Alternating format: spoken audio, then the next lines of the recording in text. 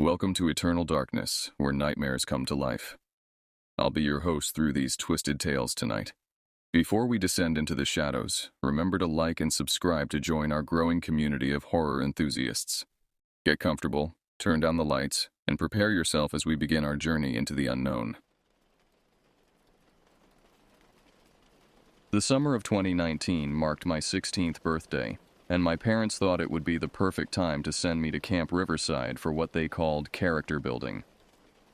Located on the remote coastline where Northern California meets Oregon, the camp stretched along a desolate stretch of rocky shore, bordered by dense redwood forests that seemed to swallow sound itself. The main feature that drew campers year after year was the unique geography. A narrow strip of land separated the churning Pacific Ocean from a perfectly still saltwater lagoon that had been cut off from the sea decades ago by shifting sands and rock slides. Our cabin, designated as Cabin 7, sat closest to this eerie body of water. The lagoon stretched nearly a quarter-mile in length, its surface so still it looked like black glass during the day and reflected nothing but darkness at night. What made it even more unsettling was the complete absence of life within its waters. No fish, no water plants, nothing that suggested anything could survive in those depths. The counselors explained this away as a result of the unusual salt concentration and lack of circulation. But something about their explanations felt rehearsed, as if they'd answered this question many times before, and wanted to discourage further inquiry. My 5 cabin mates were all around my age, 16-year-old kids from various cities across the Pacific Northwest. There was Preston, a lanky kid from Portland with nervous energy who constantly cracked his knuckles. Carlos from Seattle, built like a linebacker but with a surprisingly gentle demeanor. Brendan, the intellectual from San Francisco who brought more books than clothes. Joel, a quiet farm kid from rural Oregon who rarely spoke but observed everything. And Kevin, the jokester from Sacramento who seemed determined to make light of every situation, no matter how serious. The cabin itself was a sturdy log structure built in the 1960s, with a large deck that jutted out over the 20-foot drop to the lagoon below. The wooden railings were worn smooth by decades of campers gripping them while staring into those dark waters. Inside, we had 3 sets of bunk beds arranged along the walls, with small windows that looked out toward either the forest or the lagoon. The floorboards creaked with every step, and the walls were thin enough that we could hear conversations from neighboring cabins during the day. What struck me most about the camp's location was how isolated it felt. The nearest town was over 40 miles away down a winding mountain road that looked like it hadn't been properly maintained in years. Cell phone service was non-existent, and the camp's landline was restricted to emergencies only. It felt like we'd been transported to another era, cut off from the outside world entirely. The camp directors, Mr. Garrison and Mrs. Fletcher, seemed friendly enough during orientation, but I noticed how their smiles never quite reached their eyes when they talked about the camp's history. They mentioned that Camp Riverside had been operating for over 50 years, welcoming thousands of campers, but they glossed over details and changed the subject whenever anyone asked about specific incidents or why certain areas of the camp were marked as off-limits. Our cabin counselor was a college student named Derek, barely 21 years old, who seemed more interested in his summer reading list than in supervising 6 teenagers. He spent most of his time on the main deck with a book, occasionally glancing up to make sure we weren't doing anything too dangerous. His laid-back attitude meant we had more freedom than kids in other cabins, but it also meant we were largely left to entertain ourselves during evening hours. That first evening, after a dinner of questionable camp food and mandatory introductions around the campfire, we returned to Cabin 7 with nervous energy and the desire to assert some independence. Preston had smuggled in a deck of cards, and Kevin had brought an impressive stash of candy from home, so we decided to set up a poker game out on the deck. The sun was setting behind the redwoods, casting long shadows across the lagoon's surface and painting the sky in deep purples and oranges. We arranged ourselves around an old wooden crate that served as our makeshift table, with the candy serving as our betting chips. The evening air was thick with salt and the scent of pine, and the only sounds were the distant crash of waves against the rocky shore and our own whispered conversations as we tried not to wake Derek, who had already retreated to his private room at the back of the cabin. Brendan dealt the first hand with the practiced efficiency of someone who'd spent time in his father's underground poker games, while Carlos organized the candy into neat piles according to value. Joel sat quietly shuffling and reshuffling his cards, his farm boy instincts making him naturally cautious about revealing anything about his hand. Preston couldn't sit still, constantly adjusting his position and drumming his fingers against the wooden deck, the sound echoing in the stillness. Kevin kept up a running commentary on everyone's playing style, cracking jokes about Brendan's serious expression and Preston's obvious tells. But as the sky grew darker and the temperature began to drop, his jokes became more forced, and I noticed he kept glancing toward the lagoon with an expression I couldn't quite read. The game progressed slowly, with small victories and defeats as we learned each other's playing styles. The deck of the cabin hung about 12 feet above the lagoon's surface, and occasionally one of us would lean over the railing to peer into the black water below. During daylight hours, you could see perhaps 3 or 4 feet down before the water became completely opaque, but at night, it was like looking into an abyss. Preston had just won a particularly large pot of chocolate bars when he froze mid-celebration, his hand still reaching for the candy. His expression shifted from triumph to confusion, then to something approaching fear. We all noticed his sudden stillness and turned to follow his gaze toward the lagoon, but saw nothing unusual, just the same dark water reflecting the first stars beginning to appear in the evening sky. "Did you guys hear that?" he whispered, his voice barely audible. We all strained to listen, but heard only the normal sounds of evening at camp. Distant laughter from other cabins, the soft murmur of counselors talking around the main fire pit, the gentle lapping of waves against the shore. Kevin made a joke about Preston trying to distract us from his winning streak, but his laugh sounded hollow and nervous. Then it came. The noise that erupted from the darkness around us was unlike anything I had ever heard before or have heard since.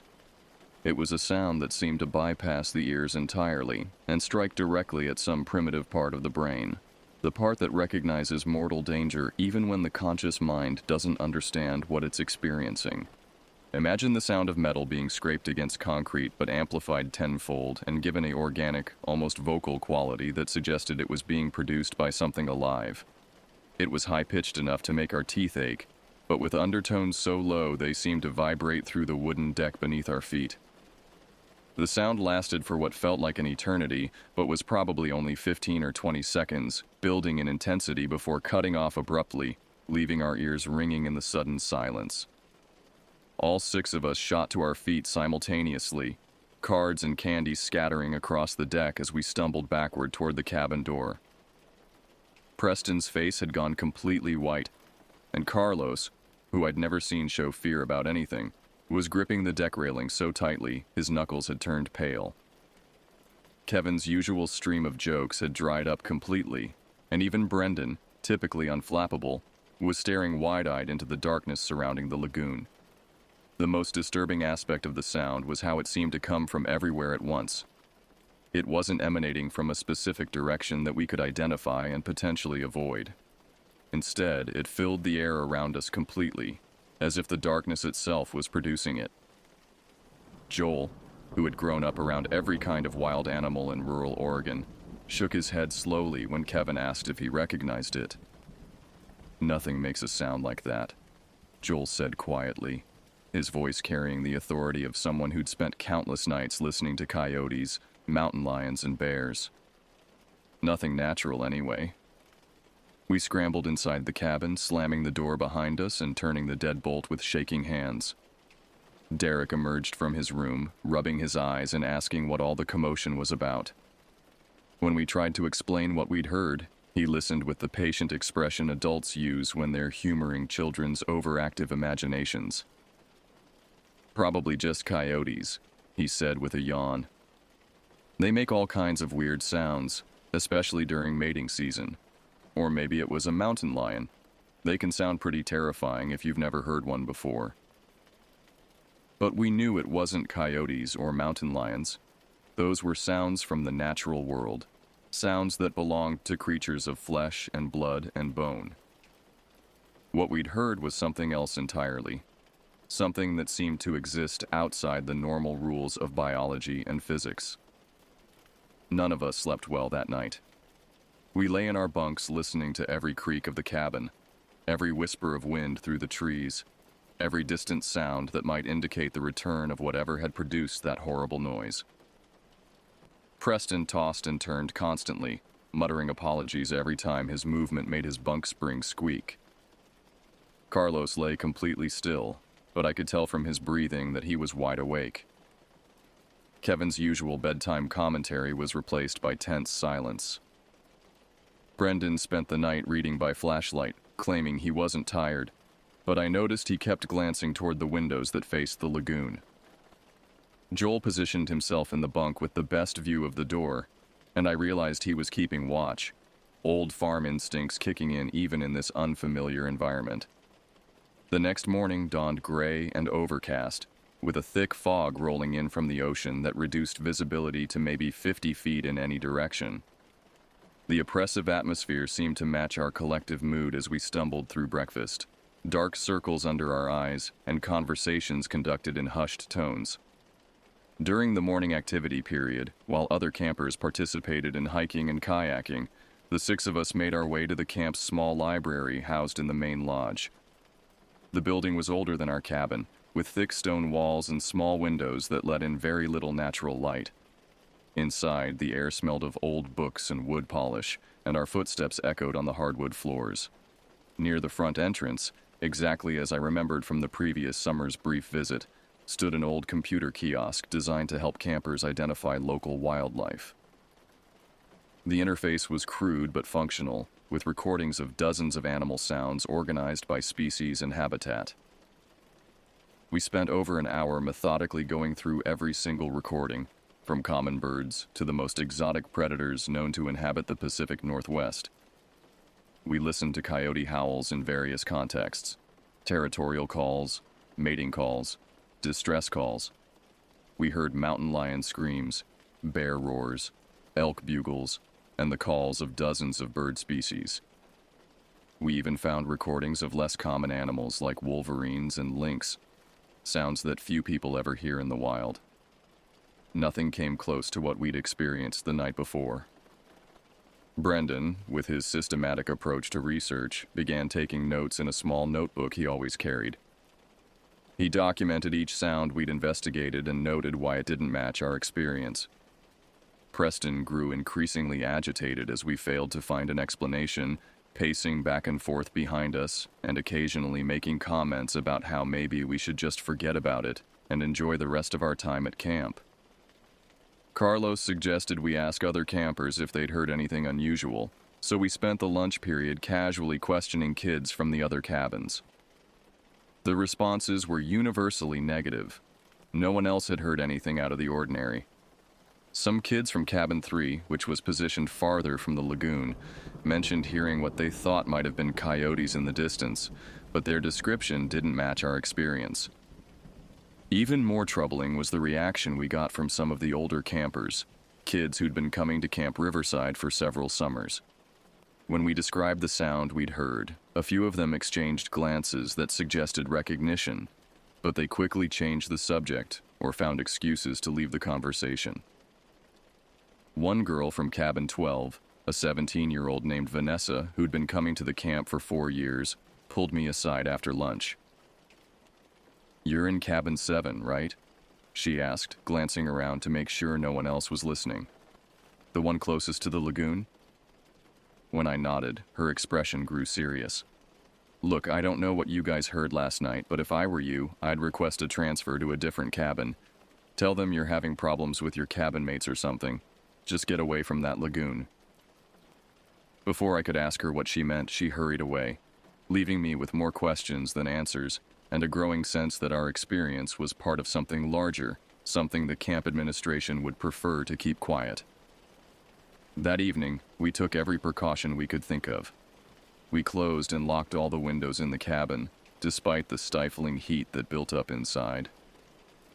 We moved our poker game indoors, arranging ourselves around one of the bunks instead of risking another night on the deck. Derek seemed amused by our behavior, joking about city kids being afraid of country sounds, but we noticed he didn't argue when we kept the cabin locked up tight. We tried to maintain normal conversation, playing cards and sharing stories from home, but everyone was on edge. Every normal sound, the settling of the wooden structure, the whisper of wind through the trees, the distant calls of actual wildlife, made us freeze and listen intently. Kevin's jokes became increasingly desperate, as if he could ward off our fear through sheer force of humor. Around 10:30, Derek announced lights out and retreated to his room. We lay in our bunks in the darkness, but sleep was impossible. The temperature inside the closed cabin was oppressive, and the air felt thick and stagnant. Preston was breathing heavily, almost hyperventilating, and Carlos kept shifting position as if he couldn't get comfortable. The sound came again at approximately 11:15. This time, it was noticeably louder and seemed to last longer than the night before. The horrible scraping, tearing quality was more pronounced, and underneath it was something that sounded almost like words. Not words in any language we recognized, but syllables that suggested intelligence, purpose, communication. The vibrations through the cabin floor were strong enough to rattle the windows in their frames and make the bunk beds creak ominously. Joel and Kevin both sat up in their bunks simultaneously, and I could see their silhouettes in the faint starlight filtering through the windows. Brendan was writing frantically in his notebook, trying to document every detail while the sound was still fresh in his memory. Preston had pulled his pillow over his head and was making small, whimpering sounds. When the noise finally ended, the silence that followed felt different from normal quiet. It was the silence of a world holding its breath, waiting for something terrible to happen. We lay motionless for what felt like hours, afraid that any movement might trigger another episode. "It's getting closer," Joel whispered into the darkness, and none of us contradicted him because we all felt it too. Whatever was producing that sound was focusing on our cabin, learning our routines, perhaps even studying us. Derek never emerged from his room, even though the sound had been loud enough to wake anyone in the building. Either he was a much heavier sleeper than seemed possible, or he was deliberately ignoring what was happening. Both possibilities were equally disturbing in their own way. The next morning, Preston's parents came to pick him up. He'd called them at dawn from the camp's emergency phone, claiming he was violently ill and needed to go home immediately. We watched through the cabin windows as he threw his belongings into a duffel bag and practically ran to their car, never looking back toward the lagoon. His departure left the rest of us feeling abandoned and more vulnerable than before. If Preston, who'd always been the most vocal about investigating the mystery, was scared enough to leave camp entirely, what did that say about our chances of surviving whatever was happening? With Preston gone, the dynamic in our cabin shifted dramatically. The remaining 5 of us drew closer together, united by our shared experience and growing terror. We began taking turns staying awake throughout the night, establishing a rotation so that someone was always alert and watching for signs of danger. Kevin had abandoned his usual joking persona almost entirely, becoming quiet and jumpy. Carlos had started carrying a baseball bat he'd borrowed from the camp's sports equipment, claiming it made him feel more secure. Brendan filled page after page in his notebook, documenting every detail of our experiences and developing increasingly elaborate theories about what might be causing the phenomena. Joel had taken to spending his free time exploring the edges of the camp, looking for tracks or other physical evidence of whatever was producing the sounds. He found nothing. No footprints, no disturbed vegetation, no signs that anything physical had been moving around the lagoon at night. This absence of evidence was somehow more frightening than finding tracks would have been. The sound came every night now, always between 11 and midnight, always lasting longer than the time before. By the 4th night, it continued for nearly 5 minutes, building and falling in intensity like some kind of horrible music. The scraping quality had evolved into something more complex, with layers of different tones and rhythms that suggested multiple sources or a single source capable of producing incredibly complex vocalizations. Most disturbing of all, we began to detect patterns in the sounds, repetitive elements that suggested language or communication. Brendan was convinced that whatever was making the noise was trying to tell us something, though he couldn't imagine what or why. Joel thought it sounded more like hunting calls, the way predators sometimes use vocalizations to coordinate attacks or drive prey into specific areas. Derek's behavior became increasingly suspicious as the week progressed. He spent more and more time away from the cabin during evening hours, claiming he was meeting with other counselors or attending staff meetings. When he was present, he seemed nervous and distracted, constantly checking his watch and looking toward the windows that faced the lagoon. We caught him having whispered phone conversations that ended abruptly whenever one of us entered the room. On Thursday night, Kevin was on watch duty when he saw lights moving on the far shore of the lagoon.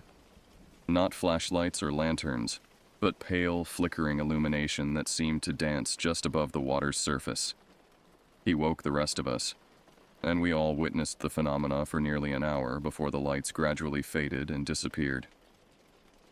The camp administration's response to our growing distress was to suggest we were suffering from group hysteria, brought on by sleeping too little and spending too much time together. Mrs. Fletcher offered to arrange transfers to different cabins for any of us who wanted to separate from the group, but none of us were willing to face this alone. By Friday, we had developed a detailed plan for staying awake all night and maintaining continuous observation of the lagoon. We arranged our sleeping bags so we all had clear views of the windows, and we positioned Carlos's baseball bat and several large flashlights within easy reach. Whatever was happening, we were determined to confront it directly rather than cowering in ignorance. Saturday night marked our final evening at Camp Riverside, and we approached it with a combination of terror and determination. If we were going to solve this mystery, it had to be tonight. After that, we'd be returning to our homes across the Pacific Northwest, and whatever we'd experienced would become just another summer camp story that no one would believe. Derek had disappeared entirely that evening, claiming he needed to help with preparations for Sunday's departure. But we suspected he was avoiding the cabin deliberately. This left us completely alone as darkness fell, and the familiar oppressive silence settled over the lagoon. We had refined our watch system over the course of the week, with one person maintaining constant observation while the others rested in shifts. Tonight, however, all 5 of us stayed awake, positioned around the cabin with clear sight lines to every window and the door. Brendan had organized his notebooks and was ready to document everything in detail. Carlos gripped his baseball bat with white knuckles. Joel had positioned himself near the door, ready to either defend us or lead an escape if necessary. Kevin sat by the largest window facing the lagoon, his usual humor completely absent.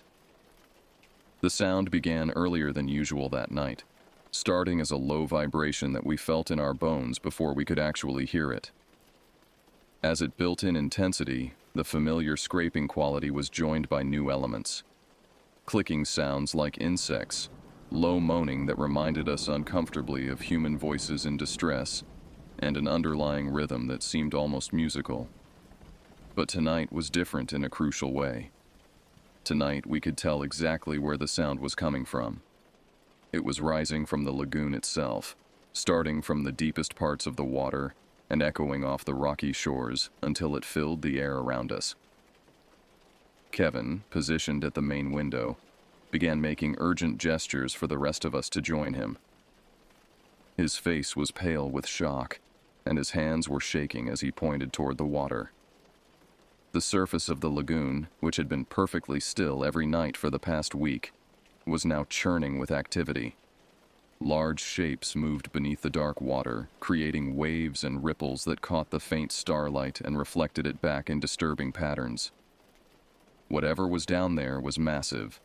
The displacement of water suggested something much larger than any known aquatic animal. As we watched in horrified fascination, portions of the lagoon began to emit that same pale, flickering light, Kevin had seen earlier in the week.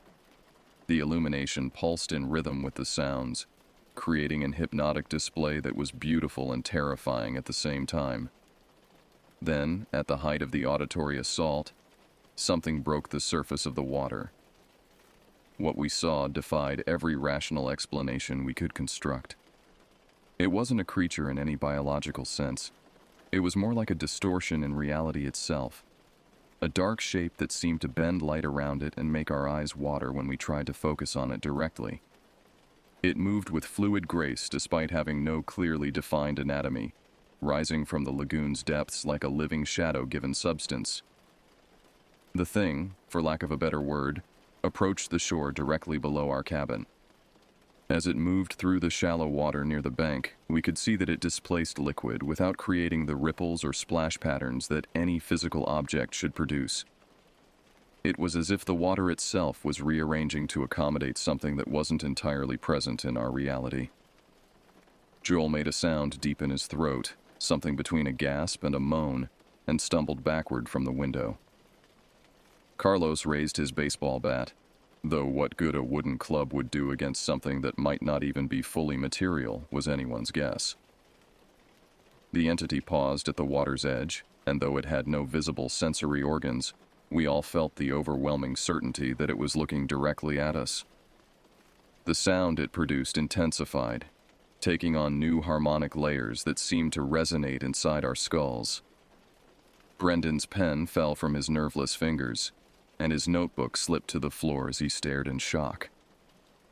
What happened next challenged everything we thought we understood about reality, consciousness, and the boundaries between the living and the dead.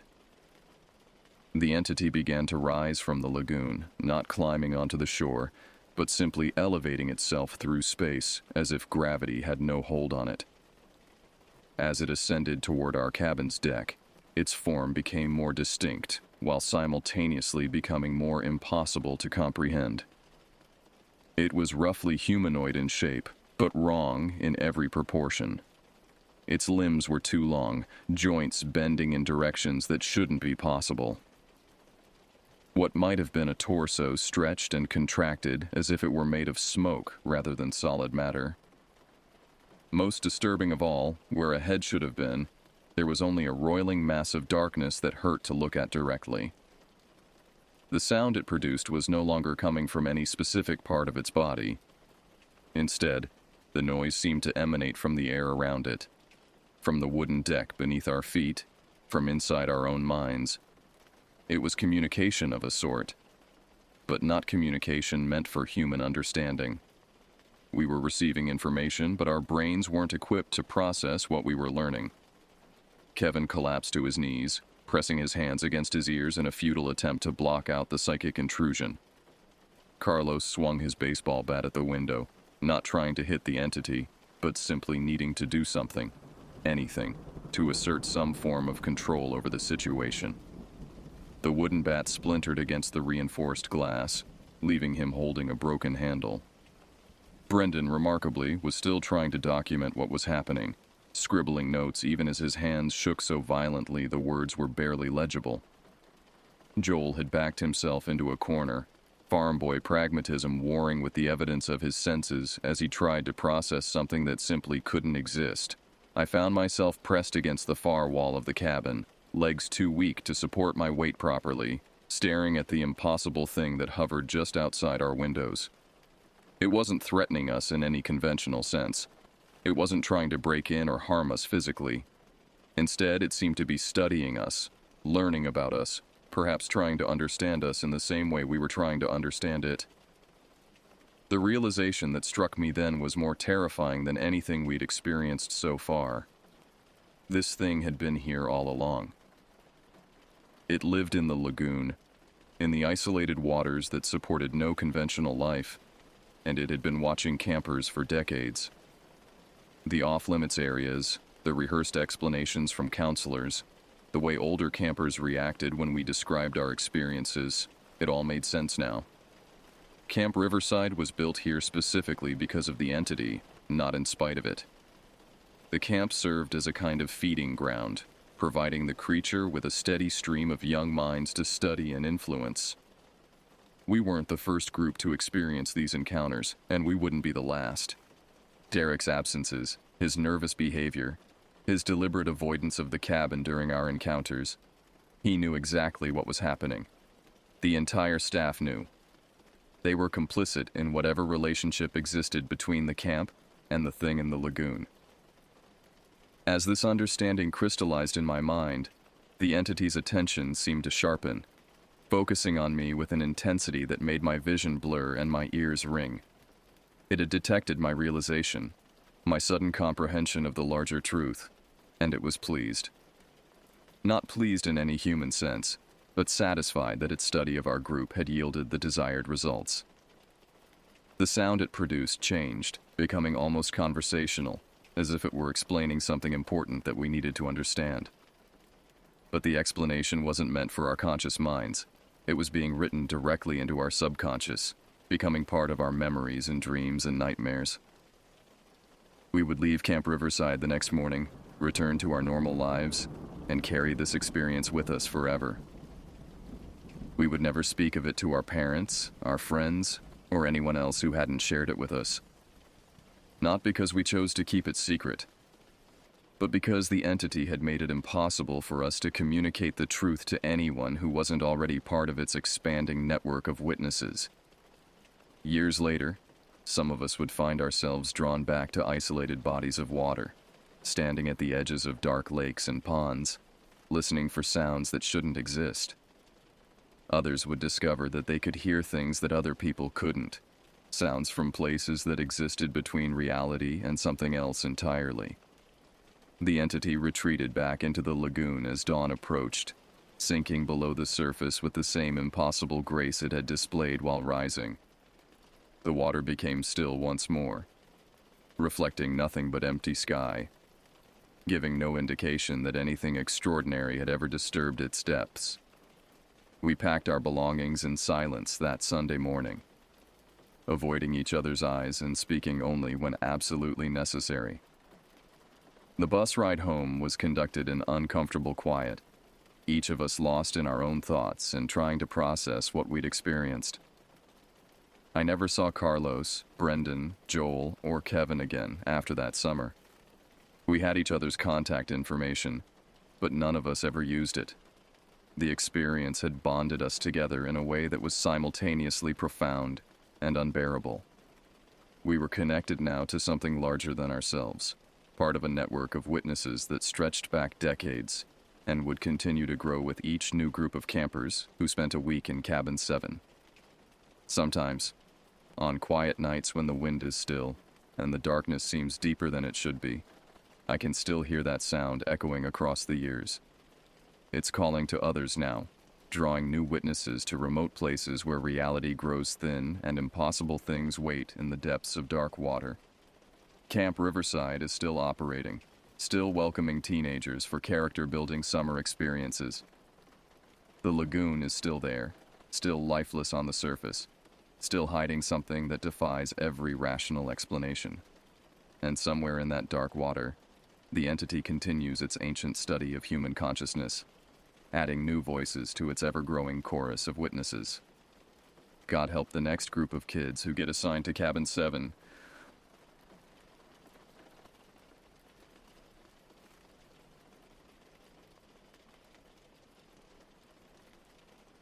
I've spent most of my life in this forgotten desert town where the population sign optimistically claims just over 200 residents. Truthfully, I suspect we're down to fewer folks these days. Anyone passing through might envy the apparent tranquility.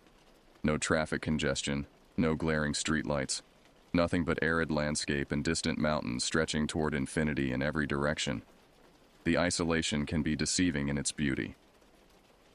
During those early morning moments when the sun first breaches the horizon, painting the desert in gold and amber, you might feel like the last person on Earth.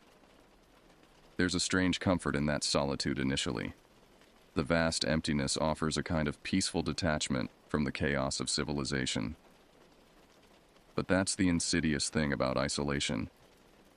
The comfort of solitude transforms gradually, imperceptibly, until you suddenly realize how utterly alone you truly are. That's when the emptiness becomes something else entirely, something that watches and waits. Our home sits on the eastern edge of town, a weathered two-story structure that's withstood decades of merciless sun and howling winter winds. My father purchased the property before I was born, drawn by its affordability and the promise of self-sufficiency. My mother had initially resisted the move, but eventually surrendered to his vision of rural serenity. Growing up here with my older brother and younger sister, we learned to manufacture our own entertainment. The television rarely captured anything beyond static, and internet connectivity remained a distant luxury. We instead devoted ourselves to exploring our surroundings, mapping the contours of our isolation with childish enthusiasm. The vast desert became our playground, particularly the massive gravel pits that marked the southernmost boundary of our property. This rugged terrain, scarred by industrial excavation years before our arrival, held an irresistible allure for us.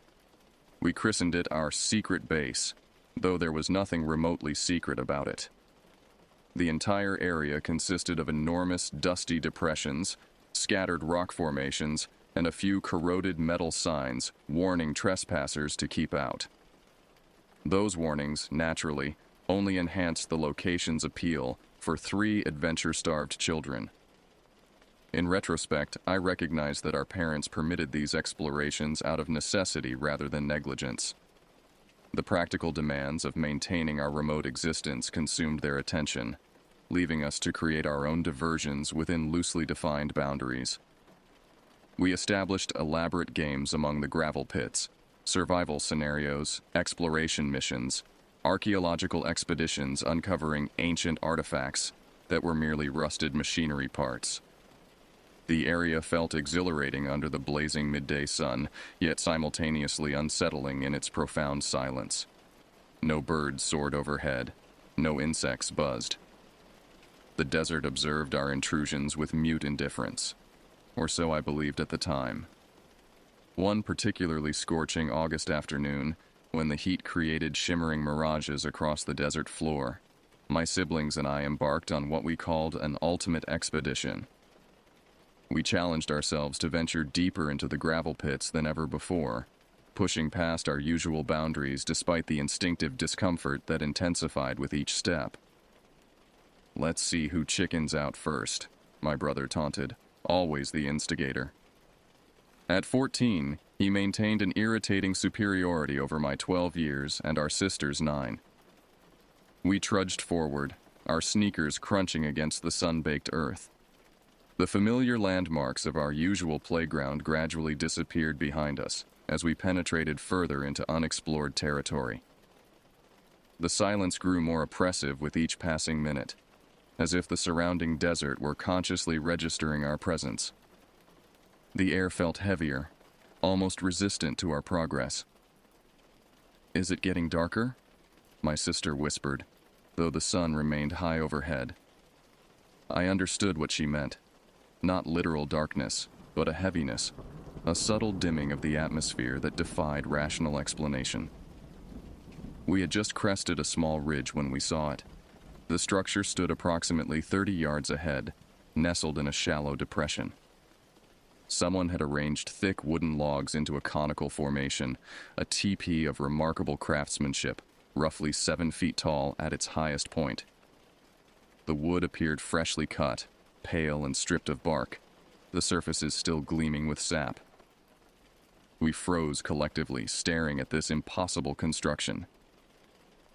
"Where did the wood come from?"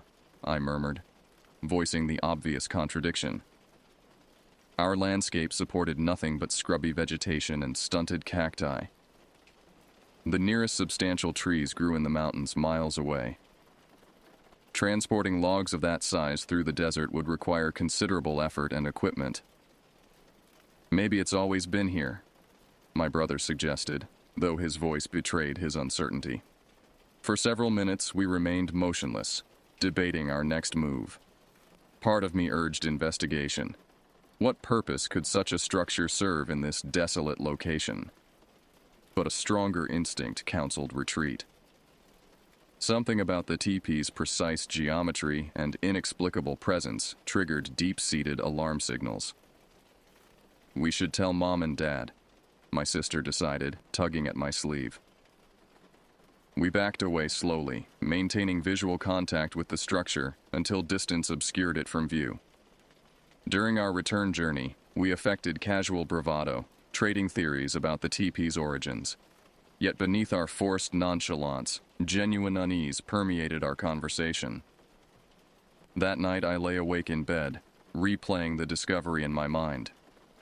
The image of those perfectly aligned logs, arranged with mathematical precision in a location where they simply shouldn't exist, resisted logical explanation. Desert wind rattled my window, and for one disorienting moment, I thought I heard rhythmic tapping against the glass. 3 distinct beats, followed by silence, then repeated. I pulled my blanket over my head and forced myself to focus on my breathing until exhaustion finally claimed me. 3 days passed before curiosity overcame caution. My siblings and I found ourselves drawn back to the gravel pits, ostensibly to retrieve a baseball cap my brother claimed to have lost during our previous expedition. We all recognized the transparent excuse, but none of us challenged it. The midday heat had subsided slightly, making our trek more tolerable. We approached the area where we'd spotted the teepee with increasing trepidation, our pace slowing instinctively as we neared the final ridge. "What if someone's there this time?" my sister whispered. The thought hadn't occurred to me, and I felt a sudden constriction in my chest. Who would construct such a structure in this desolate location? More importantly, for what purpose? We proceeded with greater caution, crouching low as we scaled the ridge. Peering over the top, I confirmed the teepee remained exactly as we'd left it, unchanged and unattended. "See? Nobody's here," my brother announced with exaggerated confidence, straightening up and beginning his descent toward the structure.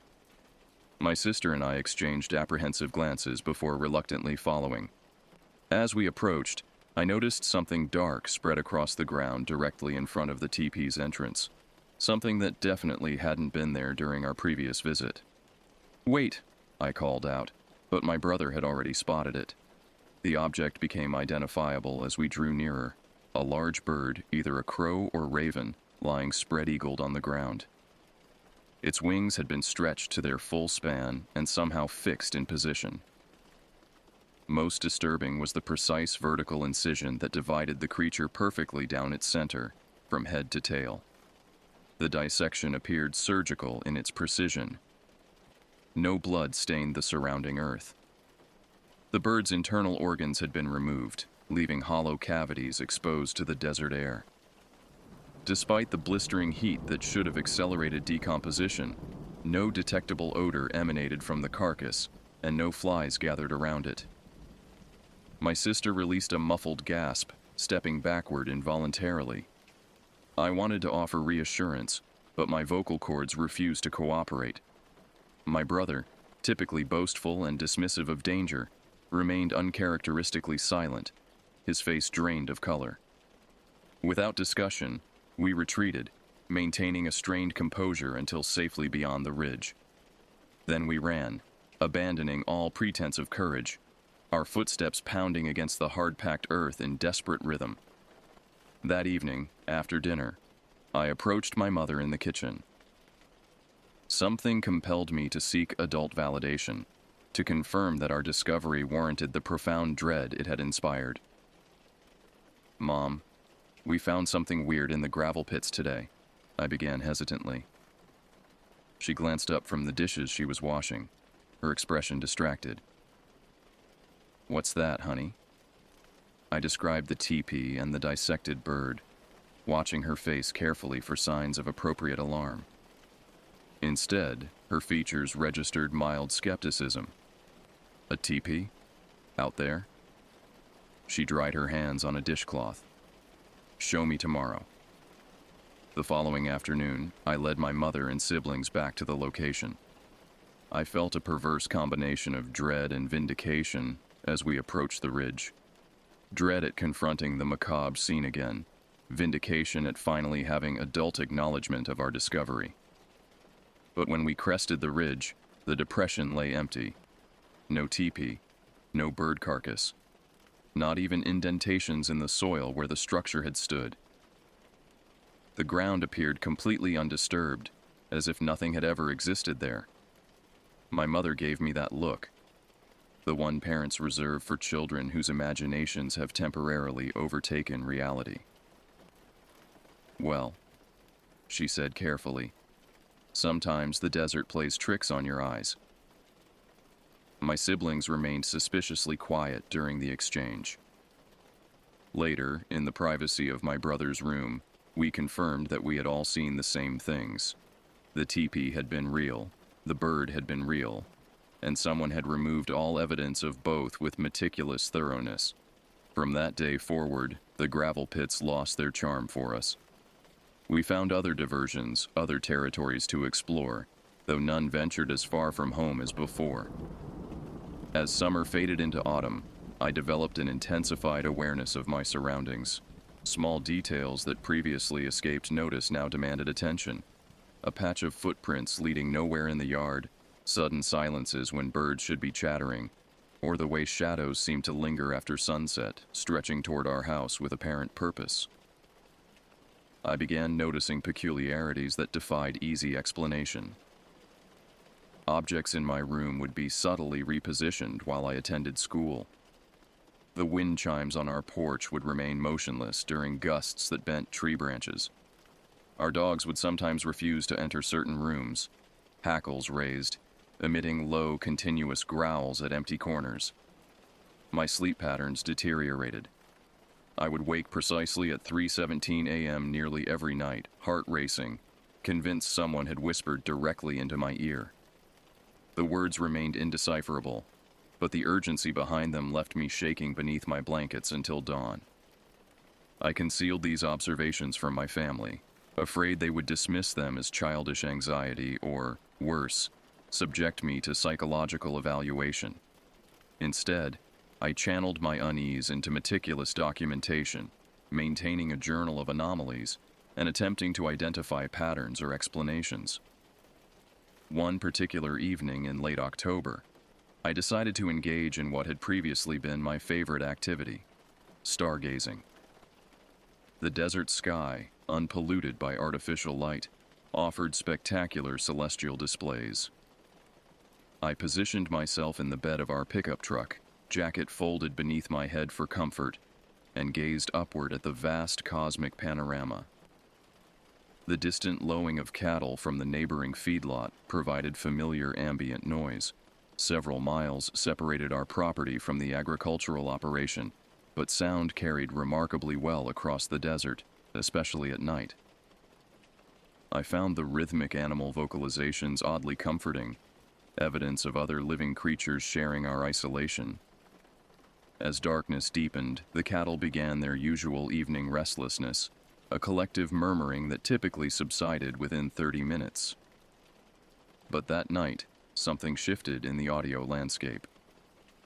One particular vocalization distinguished itself from the generalized lowing, a sound that initially registered as bovine, but gradually transformed into something unnervingly different.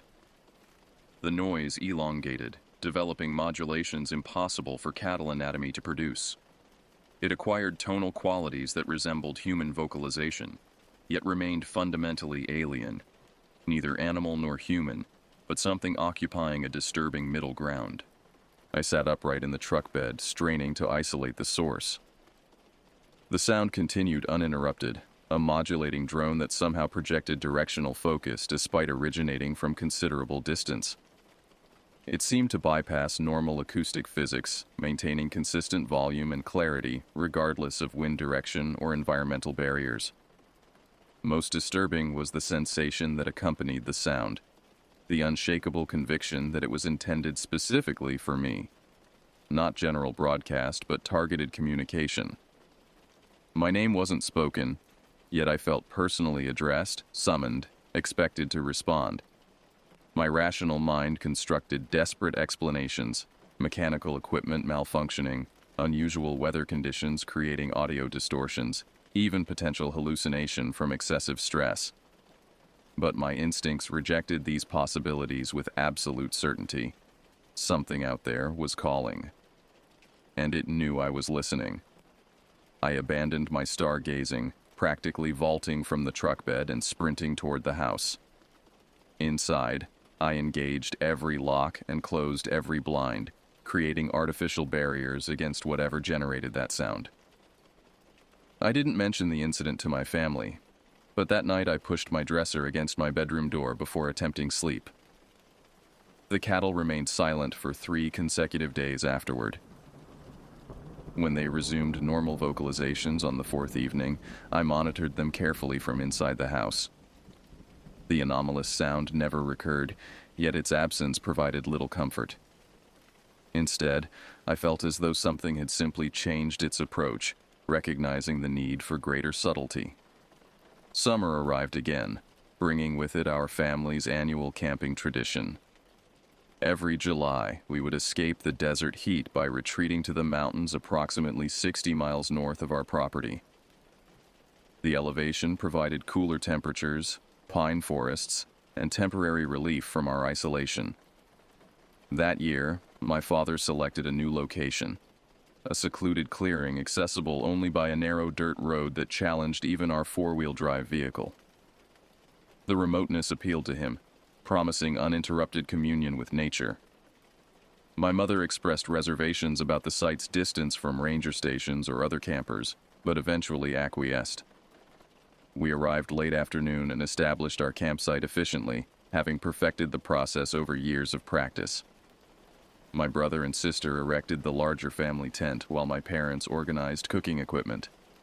I assumed responsibility for securing our supplies against wildlife intrusion, particularly bears that occasionally ventured into camping areas. My dog Toad, a mixed-breed companion I'd raised from puppyhood, accompanied us on this expedition.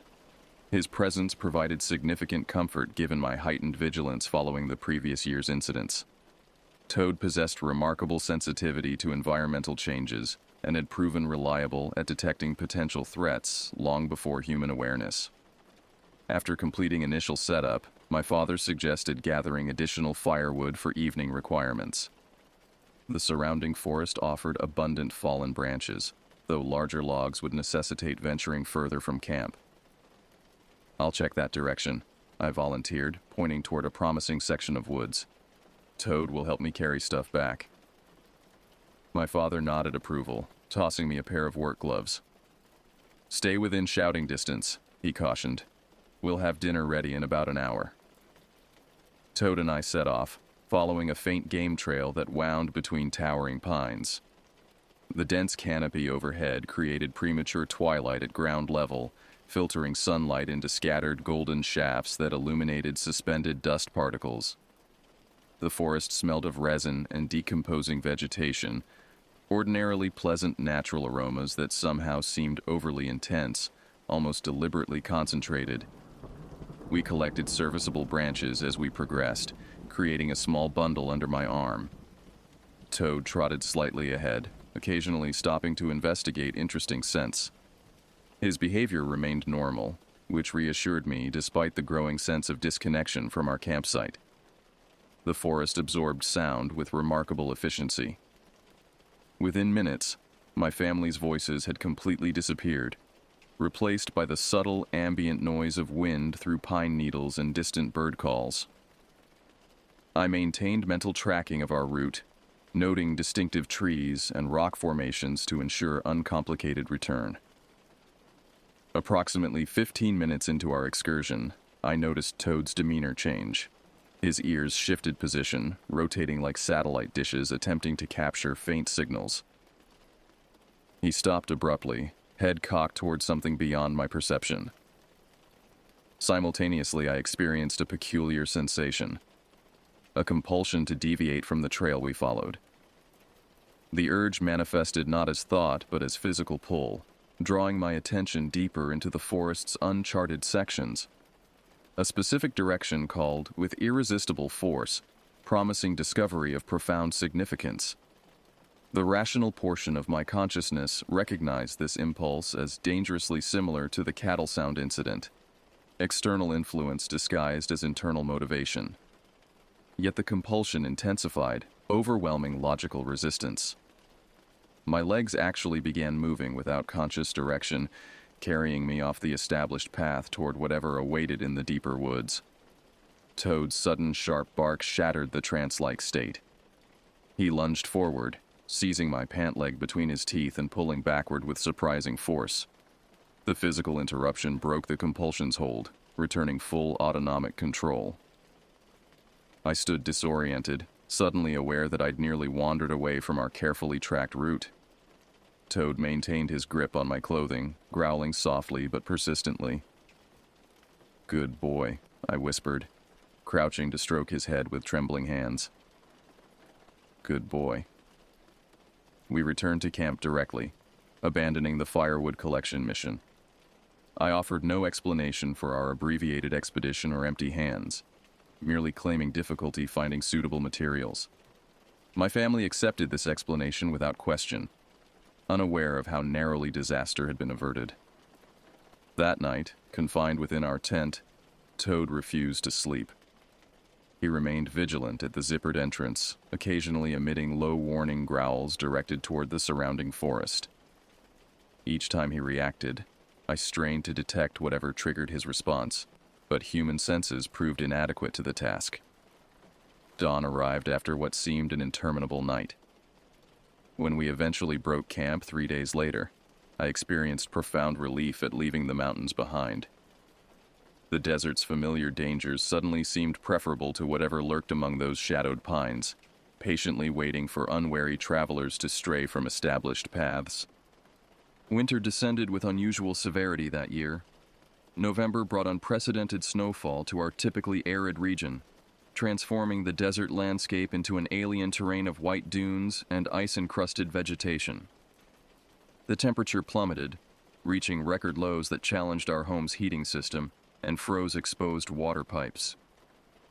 The novelty of snow initially delighted us, providing rare opportunity for traditional winter activities: snowman construction, impromptu sledding on plastic storage container lids, even genuine snowball fights. But as days progressed into weeks without thaw, the persistent cold fostered growing claustrophobia and irritability. By December, cabin fever had thoroughly infected our household.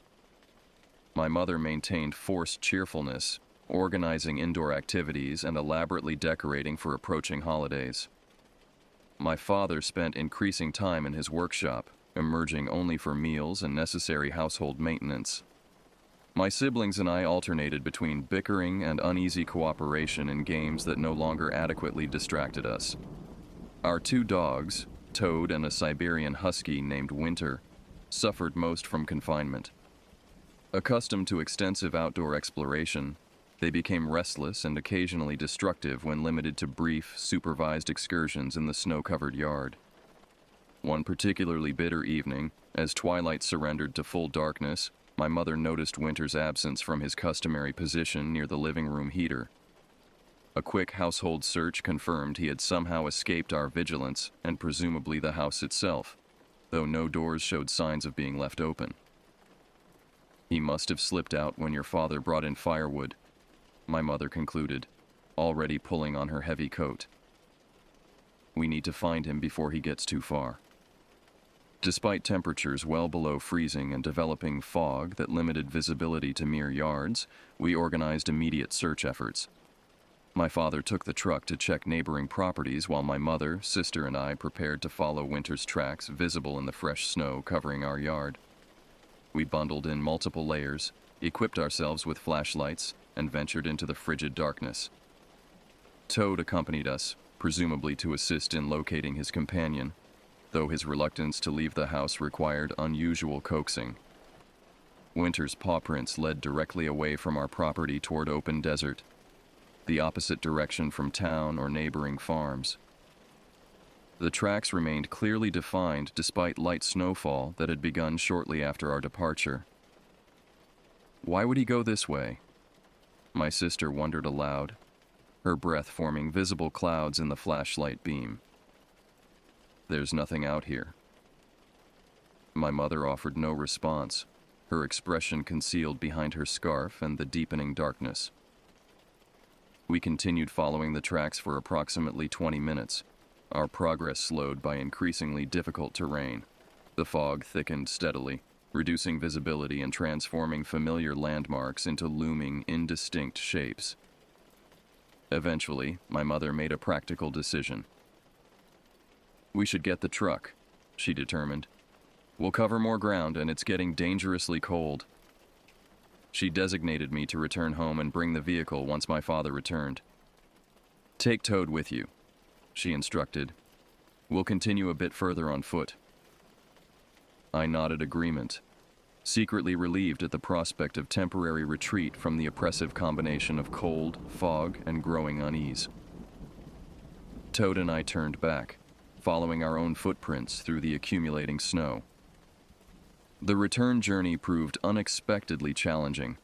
The fog had intensified dramatically, creating an impenetrable white wall that reduced visibility to arm's length. Our tracks, so clearly defined earlier, now appeared partially obscured by fresh snowfall. Toad pressed close against my leg, uncharacteristically submissive rather than leading the way as usual. We had progressed perhaps halfway home when I first noticed the sound, a soft, rhythmic vocalization emerging from somewhere within the surrounding whiteness. Initially, I attributed it to wind interaction with distant structures or perhaps ice formations cracking under temperature changes. But the sound possessed definite structure, modulated tones that suggested language rather than random natural processes. The vocalization maintained consistent volume despite wind directional changes, indicating targeted projection rather than atmospheric dispersion.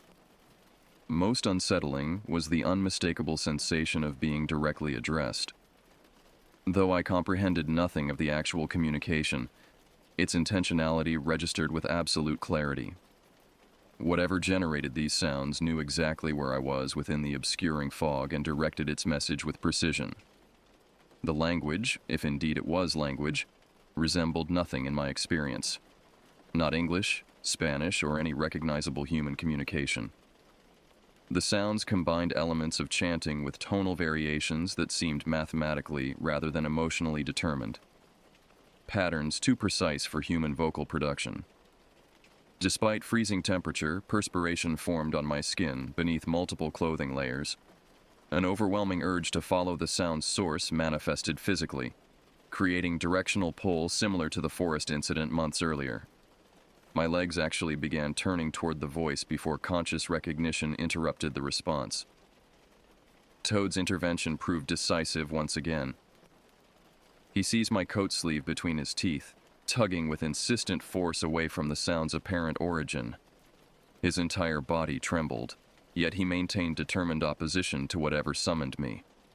I resisted the compelling force with tremendous effort, focusing entirely on Toad's counteracting presence. We continued homeward with increased urgency, the dog now actively pulling me forward as if recognizing my vulnerable psychological state. The strange vocalization persisted uninterrupted, maintaining consistent volume regardless of increasing distance, another physical impossibility that confirmed its unnatural origin. Only when our house finally materialized through the fog did the sound gradually diminish, though whether from actual reduction or psychological relief remained uncertain. I fumbled with frozen fingers at the door lock, practically falling inside once it opened. The contrast between exterior darkness and interior illumination momentarily blinded me. I secured every lock, drew every curtain, then collapsed into a kitchen chair, shaking uncontrollably. Minutes passed before I remembered my purpose, retrieving the truck to assist my mother and sister. I forced myself upright, moving toward the living room where my father would likely enter upon his return. Toad followed closely, maintaining physical contact as if afraid I might still respond to the external summons. My father arrived shortly thereafter, reporting no sign of winter in any locations he'd checked. When informed of the Huskies' desert direction, he expressed confusion equal to ours, but prepared immediately to extend the search by vehicle. I accompanied him despite lingering dread, unable to abandon my mother and sister to whatever lurked within that fog. We drove slowly along primitive desert tracks, headlights barely penetrating the murky whiteness. Neither of us mentioned the abnormal density and persistence of the fog in our typically arid environment. We located my mother and sister approximately 2 miles from our property, still following Winter's increasingly indistinct tracks. They reported no unusual experiences beyond normal concern for the missing dog. We continued searching for another hour before deteriorating conditions forced our retreat. Winter returned independently the following morning, appearing at our door as if merely concluding a routine outing. His fur contained ice crystals, but showed no injury or distress. He accepted food and water normally, then slept undisturbed for nearly 20 hours. Behavior my father attributed to physical exhaustion from extended exposure. I observed Winter carefully during subsequent days, seeking evidence of altered behavior or external influence. Nothing obvious manifested, yet subtle changes gradually became apparent.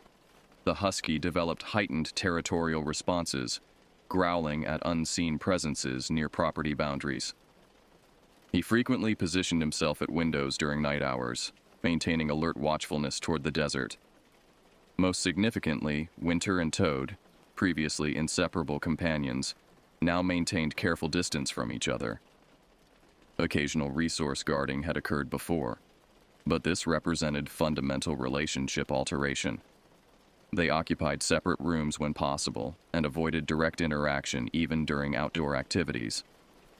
I never mentioned the strange vocalization to my family.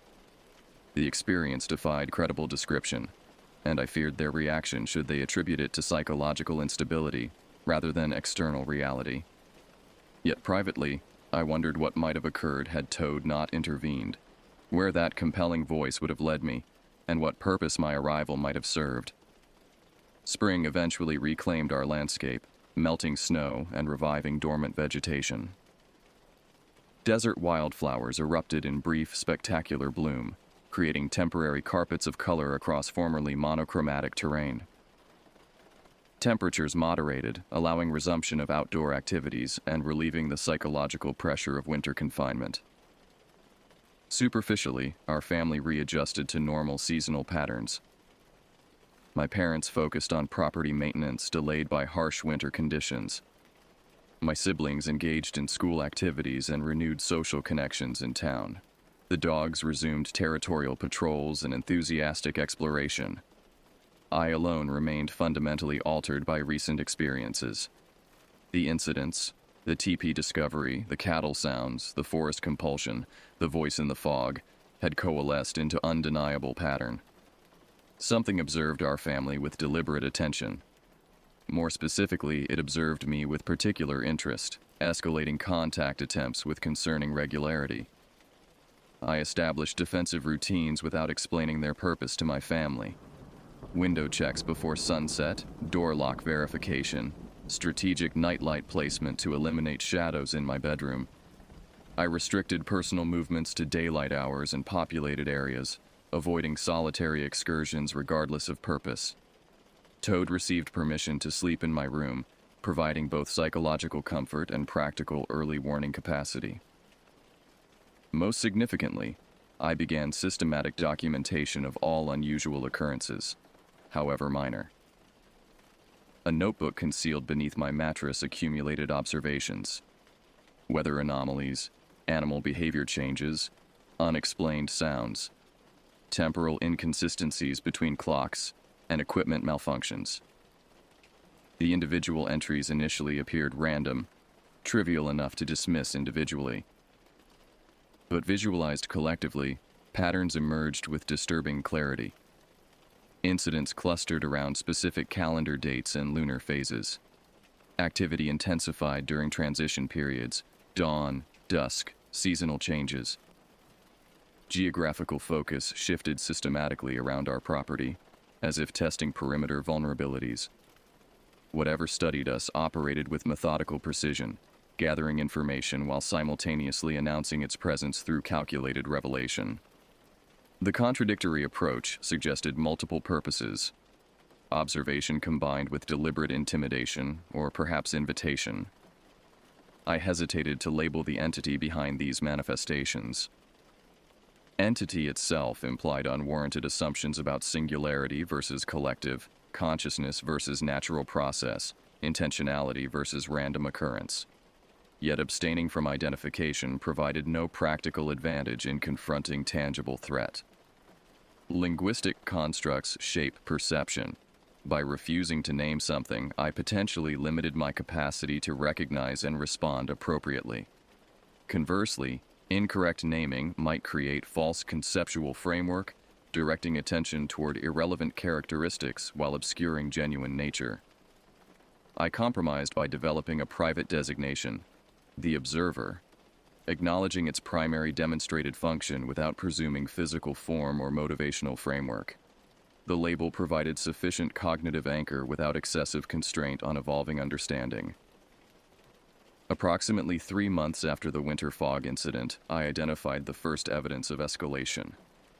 Previously, manifestations occurred exclusively outdoors or at transitional spaces like windows and doorways. The observer maintained minimum safe distance, perhaps respecting symbolic boundaries or operating within physical constraints. That changed on a Tuesday evening in late April. I awoke at precisely 3:17 a.m., the time increasingly significant in documented patterns, with immediate awareness of altered room conditions. Temperature had dropped noticeably despite closed windows and functioning heating system. The air carried unfamiliar scent, metallic yet organic, like copper mixed with pine resin and something fundamentally unidentifiable. Most significantly, sound had disappeared completely. Not merely household noises or external environmental sounds, but the fundamental ambient audio background of existence, the subtle white noise that accompanies normal human perception.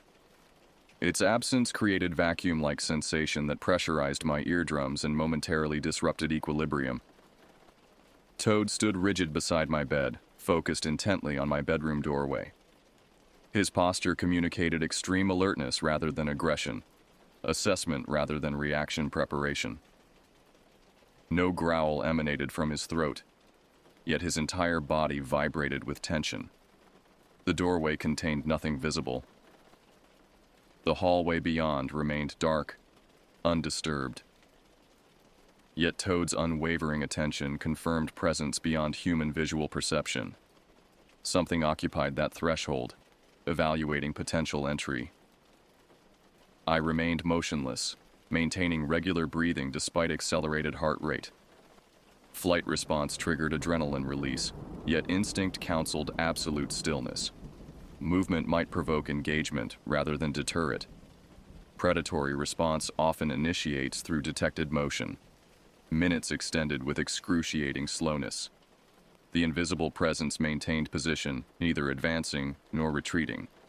Toad remained equally stationary, locked in silent confrontation with whatever occupied the doorway. Eventually, timing unrecorded but subjectively extensive, environmental normality gradually returned. Ambient sound phased back into perceptibility. Temperature elevated incrementally. The metallic organic scent dissipated, though lingering traces remained until dawn. Toad relaxed progressively, eventually settling into watchful rather than confrontational posture. By morning, he had resumed normal behavior patterns, though he maintained subtle doorway vigilance for several subsequent days. The incident represented significant boundary violation, the first confirmed interior manifestation. The observer had escalated proximity, testing access to personal space previously respected. This development necessitated strategic response, yet viable options remained limited by information deficiency and isolation. I contemplated informing my parents, but recognized the probable outcome. Without personally experiencing the accumulating evidence, they would likely attribute my concerns to psychological factors, imagination, anxiety, perhaps even developing mental illness. Intervention attempts might include counterproductive medical approaches or, worse, removal from the environment containing necessary observational data. Instead, I intensified personal vigilance and documentation efforts. I installed rudimentary early warning systems, string with attached bells across doorways, talcum powder dusting on windowsills and floors to capture evidence of disturbance. I positioned small objects in precise arrangements throughout my room, photographing their placement for comparison after any suspected intrusion. Most importantly, I maintained constant awareness that the observer had fundamentally altered its approach. The testing phase had apparently concluded. Whatever evaluation criteria determined its actions had been satisfied. A new phase had begun. 1 year has passed since I began systematic documentation of the observer's activities.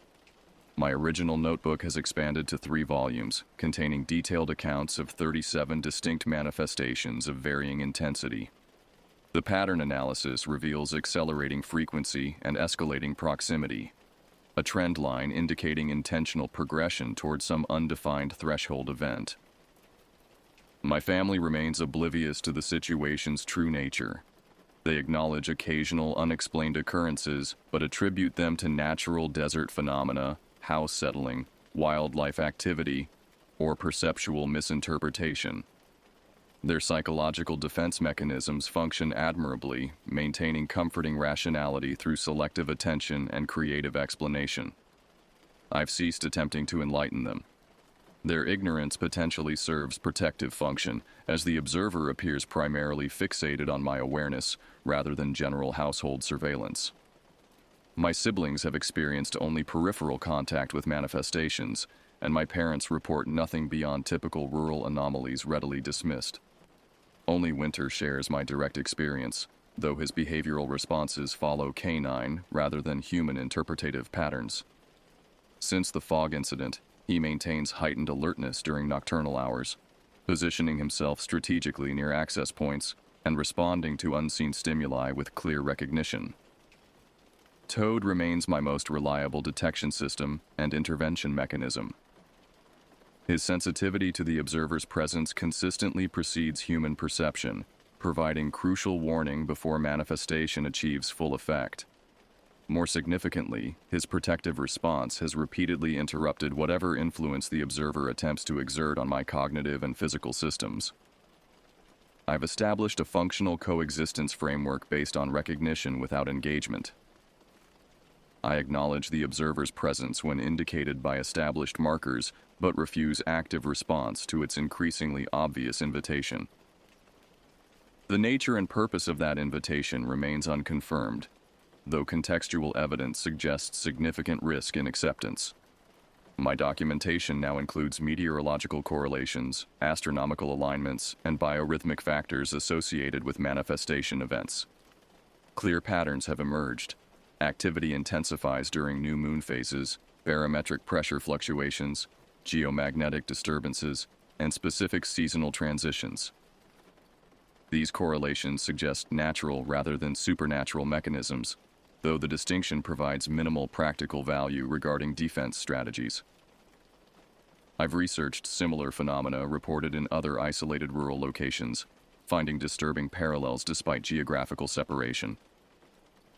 Patterns of observation preceding direct contact. Auditory manifestations resembling language but defying linguistic categorization. Compelling sensations drawing individuals toward specific locations. Animals detecting presence before human perception registers change.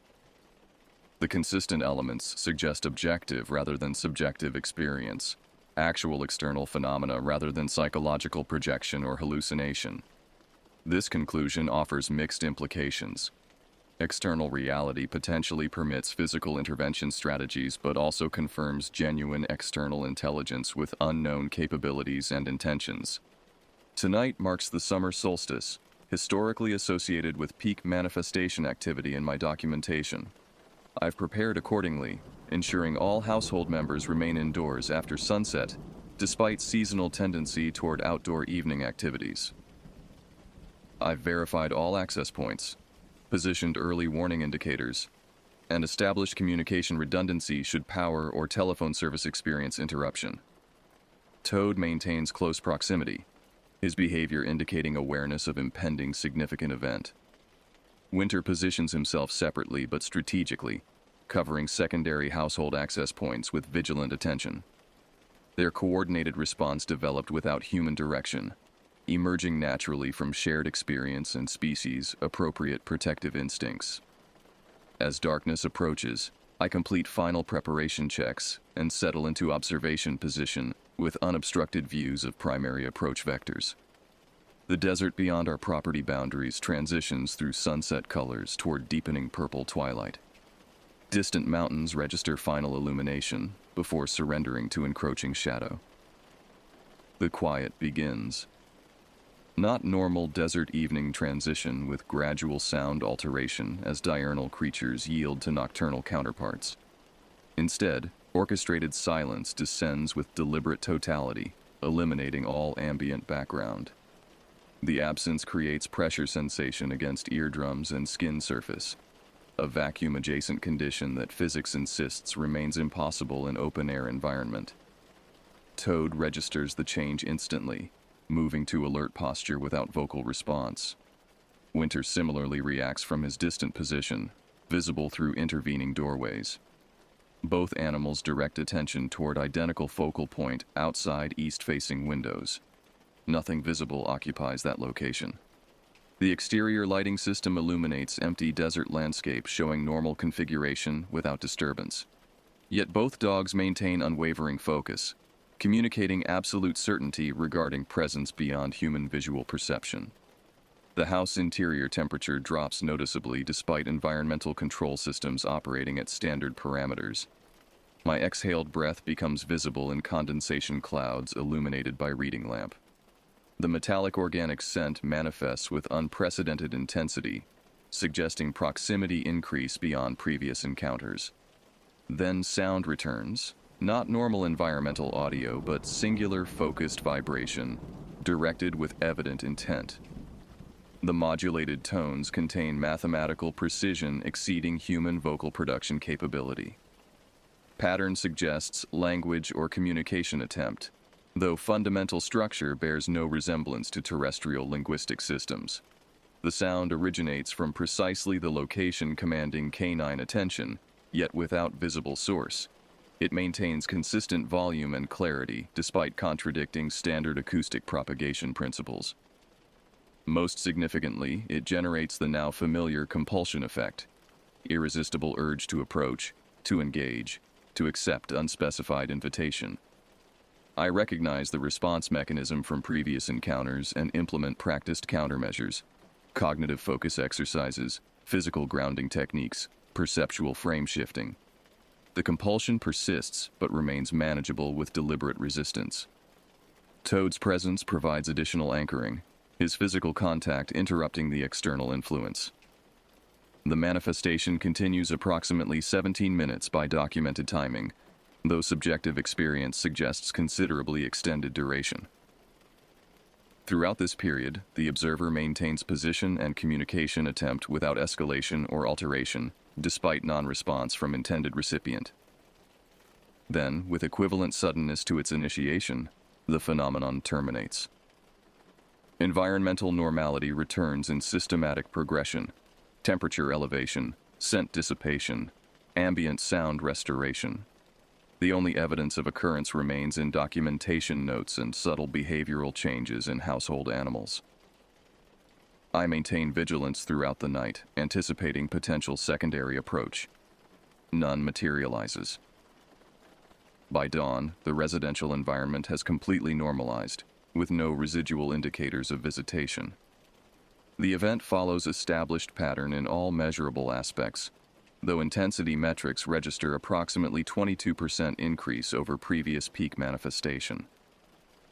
This escalation trajectory suggests critical threshold approaching within calculable time frame.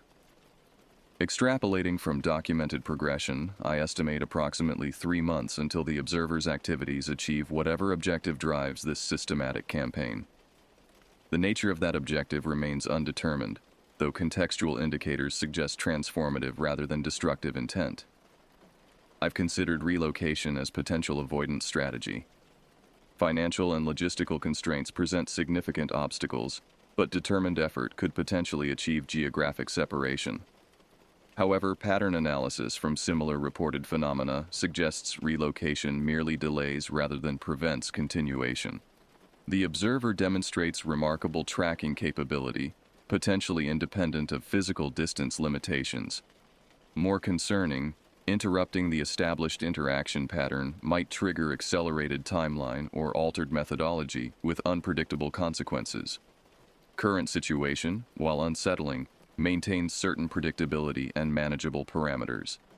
Disruption introduces variables beyond analytical forecasting capability.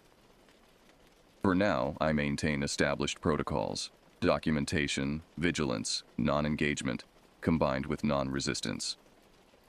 I monitor household members for potential secondary targeting indicators. I research parallel phenomena for intervention strategies with demonstrated efficacy. I prepare contingency responses for escalation scenarios. Most importantly, I recognize fundamental truth emerging from accumulated evidence. This represents contact rather than conflict, invitation rather than invasion. The observer's persistent attention indicates selection rather than random targeting. Whatever drives its methodical campaign focuses specifically on established connection with particular recipient. The desert surrounding our isolated home contains more than empty space and silence. Something watches from that apparent void, its attention increasingly focused as some undefined 0 hour approaches. Whether its intentions harbor benefit or harm remains undetermined, but its patience demonstrates disturbing thoroughness. It studies, evaluates, and prepares with methodical precision. And at night, when the household settles into presumed security, I monitor our perimeters and listen. The usual farm sounds provide comforting background. Cattle lowing in distant fields, equipment humming along property boundaries, occasional vehicle traversing nearby roads. These normal auditory markers confirm temporary equilibrium. But I remain vigilant for the moment when those familiar sounds cease, when silence descends with unnatural totality. That absence signals the observer's return, another testing approach, another invitation delivery, another opportunity to discover its true nature and purpose. Until then, I maintain my watch. The doors remain locked, the lights stay on, and Toad keeps his protective vigil beside me, equally aware that our visitor will inevitably return. Some night very soon, the silence will fall again, and whatever waits in that silence will no longer be content merely to observe.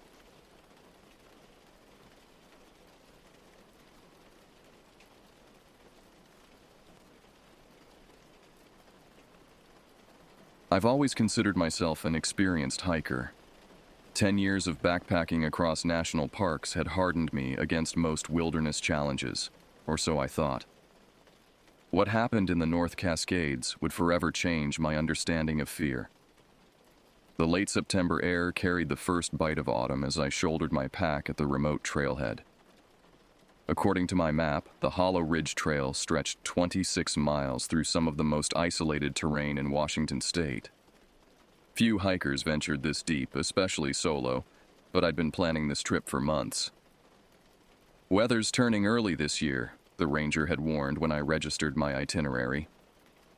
We've had strange reports from that area. Wildlife acting unusual. Might want to stick to the popular routes. I'd dismissed his concerns with a confident smile. I've handled worse. Besides, I've got my emergency beacon if things go sideways. The trail started innocuously enough. A gentle climb through dense evergreens, the forest floor cushioned with needles that muffled my footsteps. 4 hours in, I reached my first designated camping area beside a small mountain stream. The solitude was exactly what I'd been seeking after months of urban stress. As I set up my tent and gathered wood for a small fire, I noticed unusual tracks in the soft mud near the stream. Too large for a deer, wrong shape for a bear. The impressions were deep, as if whatever made them carried substantial weight, yet the gait pattern seemed almost human. Probably just a moose, I muttered, though I'd never seen a moose in this region before. That night, I recorded observations in my journal as flames cast dancing shadows across the clearing. The forest had grown unnaturally quiet. No owls called. No small creatures rustled through underbrush. Even the stream seemed to whisper rather than babble. At 11:47 p.m., a sound cut through the silence. A high, keening wail that wasn't quite animal, wasn't quite human. It echoed from the ridge above my campsite, sustained for nearly 30 seconds before abruptly stopping. I doused my fire and retreated into my tent, telling myself it was merely a mountain lion or perhaps a fox. Yet my hand trembled as I zipped the tent closed. I placed my hunting knife within easy reach and tried to sleep with one ear alert to the sounds outside. Around 2 a.m., I jolted awake to heavy footfalls circling my campsite. The steps were deliberate, methodical. Whatever it was large and walked on two legs. A bear? Possibly, though black bears rarely approach campsites unless attracted by food, which I'd properly secured in a bear canister 50 yards from my tent. The footsteps paused directly outside my tent. I could hear breathing, slow, heavy breaths. My hand closed around the knife handle as I remained perfectly still, hardly daring to breathe. After what felt like hours, but was likely only minutes, the presence moved away. I didn't sleep the rest of the night. At first light, I emerged cautiously. The morning mist clung to the trees, reducing visibility to mere yards. I searched the perimeter of my campsite and found more tracks, the same as before, but fresher, deeper. They circled my tent multiple times before leading back into the forest. I should have turned back then.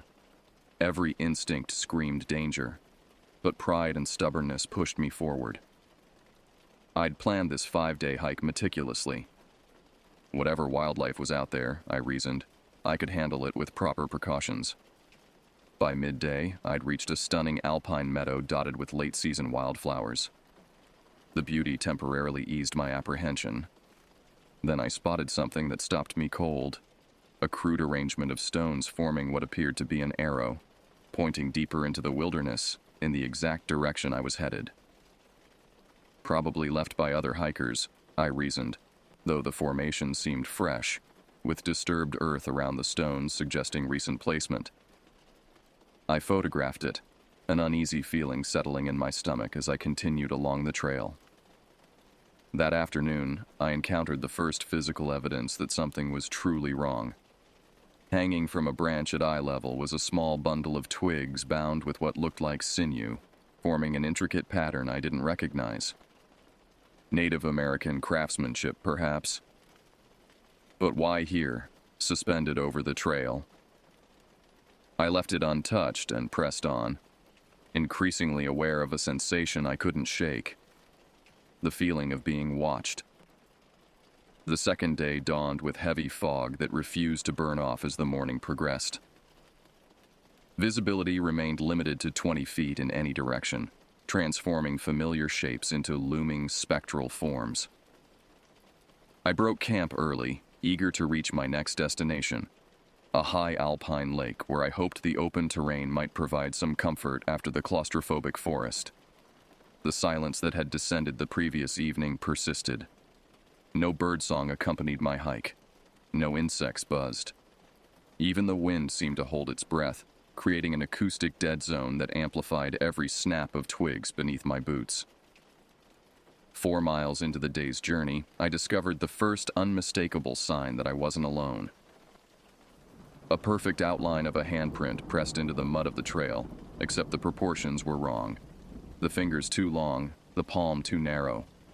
The impression was deep, as if made by something of considerable weight. I photographed it using my compass for scale. The print measured nearly 14 inches from wrist to fingertip. Just someone playing a prank, I muttered, though the rationalization felt hollow even as I spoke it. The remoteness of this trail made such an explanation increasingly implausible. By midday, the fog had thickened rather than dissipated. The trail steepened as it ascended toward the ridge that would eventually lead to the alpine lake. My breaths came in labored gasps, not just from exertion but from a growing sense of dread. I paused to check my GPS. According to the device, I was on course, but something felt wrong. The trail seemed less defined than my topographical map suggested it should be. Had I veered onto a game path? As I studied the screen, a sound echoed through the fog, a rhythmic clicking noise, like stones being struck together. It came from somewhere to my left, perhaps 100 yards away. Then another answering series of clicks from the right.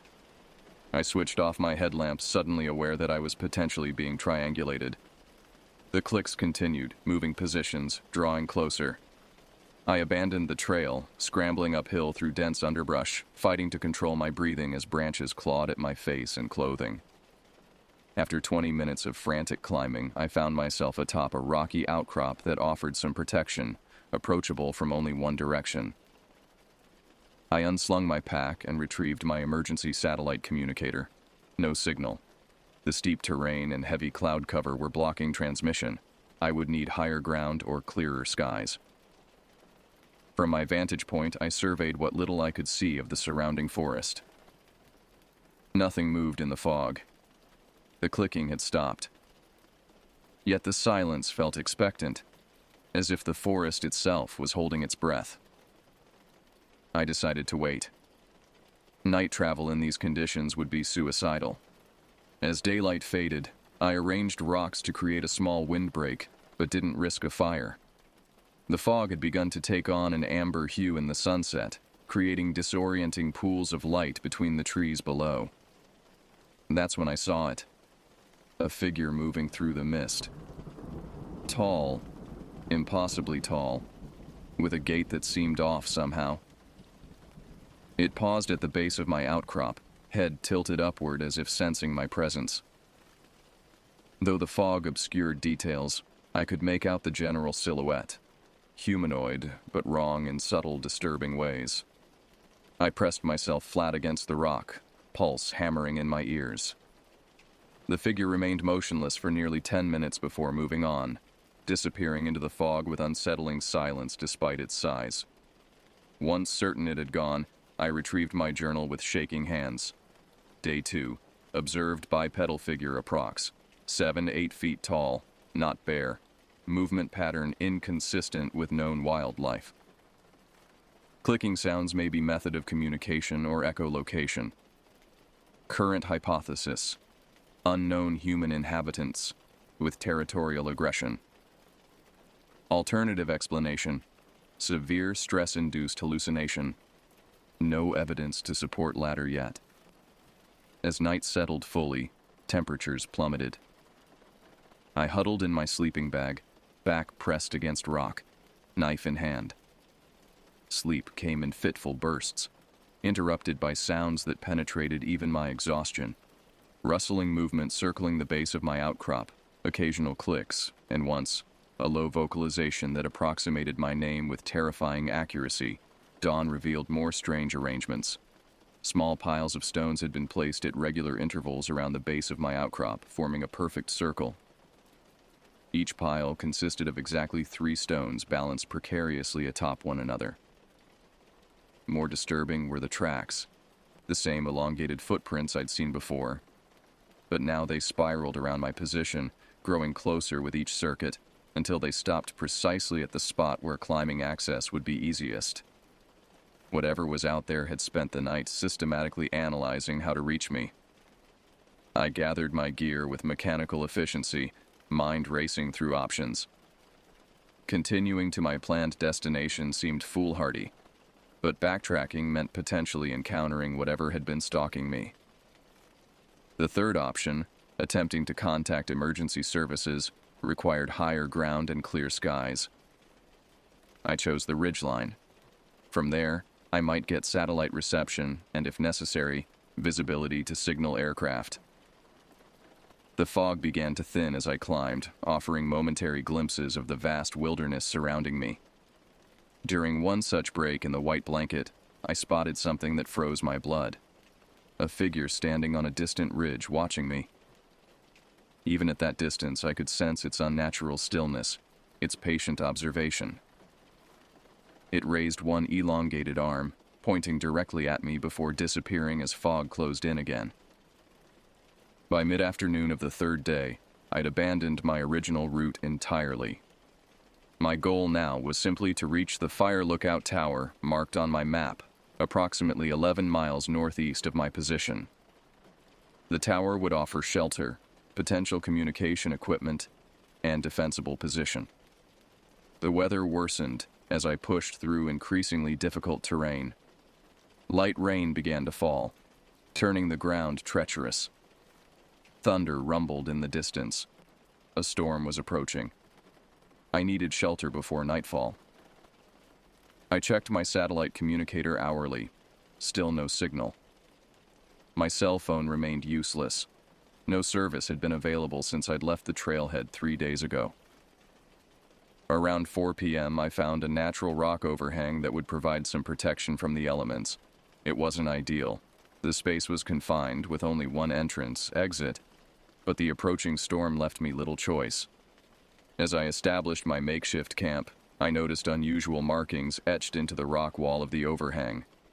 They resembled primitive petroglyphs, stick figures in various poses, some appearing to be running, others lying horizontal.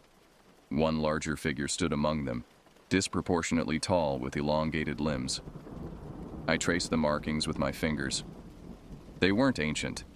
The cuts were relatively fresh, perhaps made within the past year. The implications disturbed me deeply. Either someone was creating fake petroglyphs to frighten hikers, or something inhabiting these woods was intelligent enough to create symbolic representations. The storm arrived with furious intensity. Lightning illuminated the landscape in strobing flashes, revealing momentary tableaus of the forest. During one such flash, I glimpsed a figure at the tree line, approximately 50 yards from my shelter. Tall, gaunt, motionless despite the driving rain. I retreated deeper into the overhang, using my pack as a partial barrier across the entrance. The next lightning flash showed nothing but empty forest. Had it moved? Had I imagined it entirely? The rational part of my mind fought to maintain control. Isolation and stress could induce paranoia, even hallucinations. Perhaps I was experiencing the early stages of hypothermia, though my core temperature seemed normal. Maybe toxic mold spores in this damp environment were causing cognitive impairment. I documented these possibilities in my journal, the act of writing helping to calm my racing thoughts. Scientific observation and documentation had always been my method for processing fear. At 8:37 p.m., as noted in my journal, the first truly inexplicable event occurred. The storm had temporarily abated, leaving steady rainfall in its wake. From somewhere in the darkened forest came a sound that still haunts me. My own voice, played back with perfect fidelity. Probably just a moose. It was my exact words from the first day, my exact intonation. Then, silence. Minutes later, another phrase in my voice. I've handled worse. The implications were terrifying.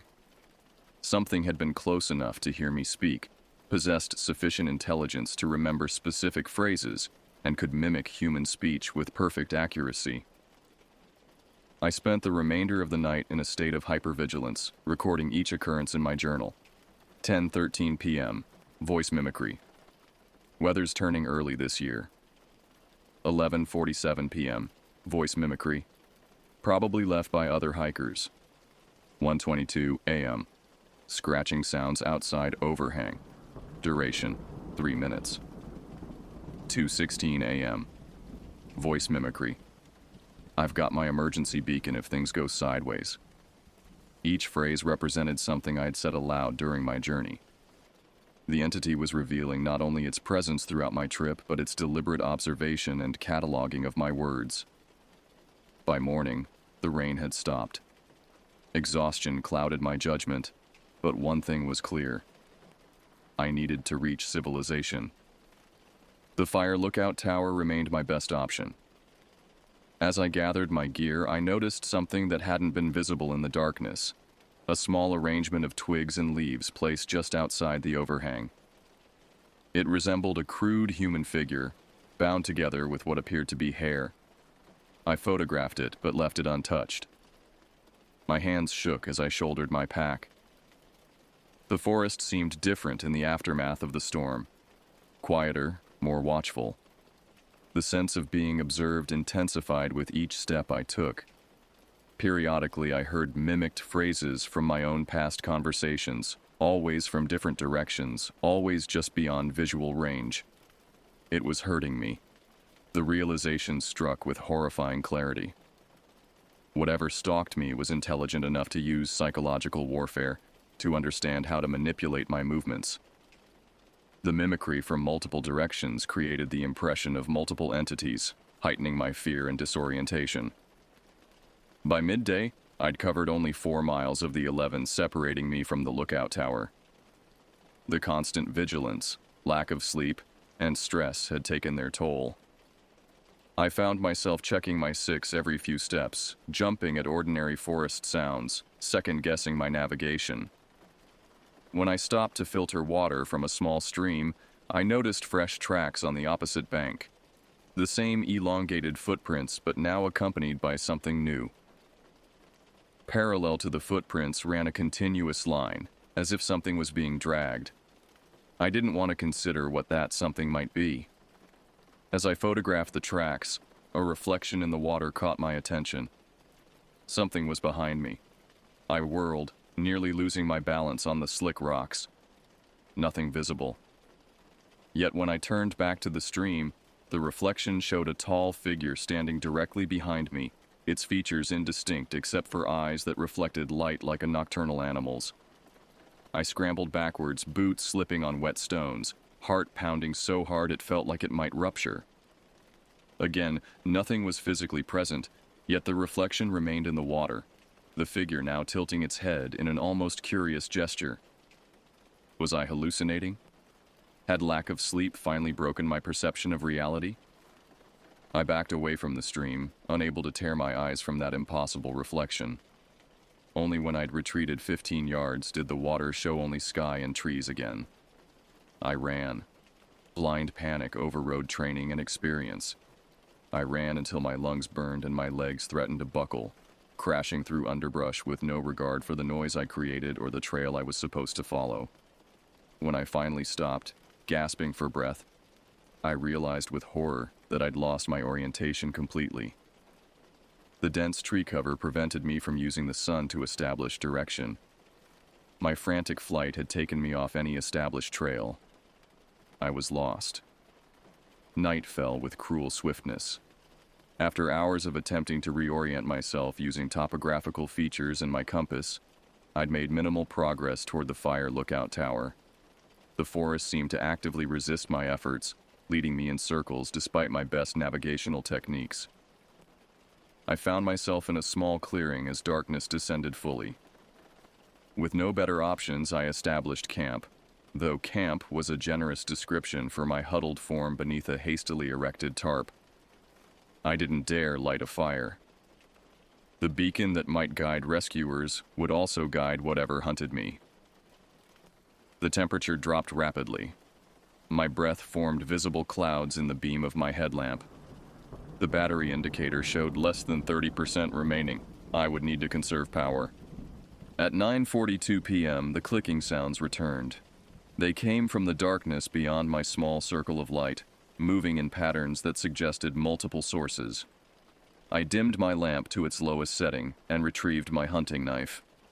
"I know you're there," I called out, surprising myself with the steadiness of my voice. "What do you want?" Silence answered me. Then, softly, my own voice echoed back. "What do you want?" I'd made a tactical error. Now it had a new phrase to mimic. The clicking intensified, now accompanied by a sound like branches breaking, deliberate, methodical destructions creating a perimeter of noise around my position. I recognized the strategy with growing dread, psychological intimidation through sound. My training asserted itself through the fog of fear. I needed to document everything, to maintain some semblance of scientific observation. I retrieved my journal and began recording entries by the dim light. Day 4, 2217. Auditory intimidation tactics continuing. Species demonstrates understanding of psychological warfare. Current hypothesis. Territorial display meant to drive intruder, me, away without direct confrontation. As I wrote those words, attempting to frame my terror within the comfortable boundaries of scientific analysis, a new sound emerged from the darkness. A low, guttural vocalization, unlike anything in my catalog of North American wildlife. It began as a rumble, building to a ululating call that raised the hair on my arms. The journal entry continued. 2226. Vocalization unlike known wildlife. Closest analog. Combination of elk bugle and human voice. Possible meaning, warning or challenge. Temperature dropping rapidly. Estimated current, 28 degrees Celsius. The cold was becoming dangerous. My fingers had grown numb, making writing difficult. I needed to conserve body heat, but the tarp provided minimal insulation. Moving location in darkness would be suicidal. At 11:13 p.m., the forest fell suddenly, completely silent. The clicking stopped. The vocalizations ceased. Even the natural ambient sounds, insects, wind through branches, disappeared, creating an acoustic vacuum that pressed against my eardrums like physical pressure. Something was approaching. I extinguished my light completely. In the absolute darkness, my other senses heightened. I could smell a musky odor, similar to wet fur but with underlying notes that triggered primitive revulsion. I could hear deliberate footsteps crushing the undergrowth, moving with slow confidence. My hand tightened around the knife handle, though I harbored no illusions about its effectiveness against whatever approached. The footsteps stopped approximately 15 feet from my position. I held my breath, straining to penetrate the darkness. Nothing was visible, yet I could feel its presence, a density in the darkness, a displacement of air that suggested substantial mass. For nearly 20 minutes we remained in this standoff. Me frozen beneath my inadequate shelter, it standing motionless in the darkness. Then, with meticulous precision, it began circling my position, each footfall deliberately placed, never approaching closer than that 15-foot perimeter. Was it assessing me? Trying to provoke movement? The methodical nature of its behavior suggested intelligence rather than instinct. At approximately midnight, clouds parted briefly, allowing moonlight to filter through the canopy. In that moment of illumination, I caught my first clear glimpse of what had been stalking me. It stood at the edge of the clearing, a figure that approximated human form but deviated in crucial ways. The proportions were wrong, limbs too long, torso too narrow. Its height exceeded 7 feet, possibly approaching 8. The moonlight revealed a gaunt frame covered not with fur but with what appeared to be tattered clothing and strips of material I couldn't identify. Its face remained in shadow, but I could see its eyes, reflective yellow orbs that caught the moonlight like a nocturnal predator's. It knew I could see it now. It raised one elongated arm, pointing directly at me with a hand that featured unnaturally long fingers. The gesture carried unmistakable meaning, acknowledgement. Then clouds obscured the moon again, plunging the clearing back into darkness. When my vision readjusted, I could detect movement. It was retreating into the forest. I remained motionless for hours, unsure whether its departure was genuine or a tactical withdrawal. Dawn found me still clutching the knife, muscles cramped from maintaining the same defensive posture through the night. As light gradually illuminated the clearing, I discovered evidence of the encounter. A perfect circle of broken branches surrounding my position, each snapped at precisely the same height and turned to point inward like accusing fingers. Most disturbing was what I found directly at the spot where the entity had stood during our moonlit confrontation. A small bundle containing a strip of weathered leather, 3 unusual black feathers, and what appeared to be a human tooth, yellowed with age. I photographed the arrangement before carefully packing the items as evidence. My hands trembled not just from cold, but from the implications. The bundle represented communication, a deliberate message I couldn't decode but instinctively recognized as significant. With daylight providing some security, I assessed my situation with brutal honesty. I was lost, my supplies running low, and being stalked by something that demonstrated both intelligence and territorial aggression. My satellite communicator remained unable to acquire signal, and my physical condition was deteriorating from stress and exposure. I had two options: continue searching for the fire lookout tower, or attempt to backtrack to the main trail. Neither guaranteed safety, but movement offered better odds than remaining stationary. I chose to pursue higher ground, hoping to establish satellite communication. With determined focus, I consulted my topographical map and compass, plotted the most direct route to elevated terrain, and began what I hoped would not be my final journey through Wendigo Woods. The fifth day broke with unexpected clarity, both in sky and thought. Exhaustion had pushed me beyond fear into a state of hyper-focused calm. I would survive this encounter. I would document it. I would ensure others knew what existed in these remote woods. My first priority remained establishing communication. I ascended steadily through increasingly sparse forest toward a rocky outcropping that promised unobstructed sky access. My satellite communicator showed its first hints of connectivity, a single bar flickering in and out as I gained elevation. The entity continued to shadow my progress, though it maintained greater distance than before. Occasionally I glimpsed movement in my peripheral vision or heard mimicked phrases from previous days. It seemed content to observe rather than confront, perhaps curious about my destination or waiting for me to reach a predetermined location. By mid-morning, I'd gained nearly 2,000 feet of elevation. The trees thinned, giving way to alpine meadow dotted with boulder fields. I paused at a prominent rock formation to check my communicator again. 2 bars now, stable enough to attempt transmission. I composed a brief message to emergency services. SOS. Stalked by unknown entity in North Cascades. Position: GPS coordinates. Require immediate evacuation. Situation life-threatening. As I waited for confirmation of transmission, I noticed something odd about the boulder formation. The rocks weren't naturally arranged, but had been deliberately positioned to form a crude semicircle facing east. At the center lay an arrangement of bones, bleached white by exposure, most appearing to be from large mammals, deer or elk, but some disturbingly similar to human. The communicator chimed, confirming my message had been sent. Relief washed through me, tempered by the knowledge that rescue remained hours away at minimum.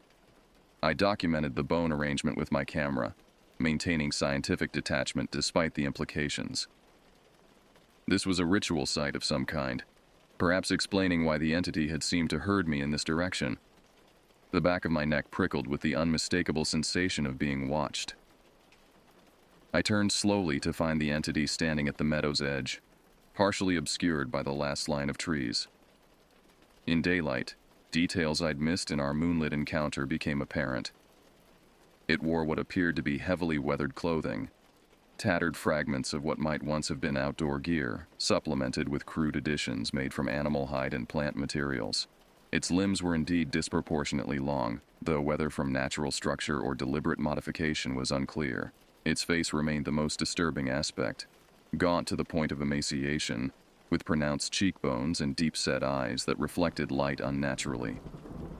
What had initially appeared to be a skull-like visage revealed itself as an intricate mask constructed from what looked horribly like preserved human skin stretched over some underlying framework. We regarded each other across 50 yards of open meadow, neither advancing nor retreating.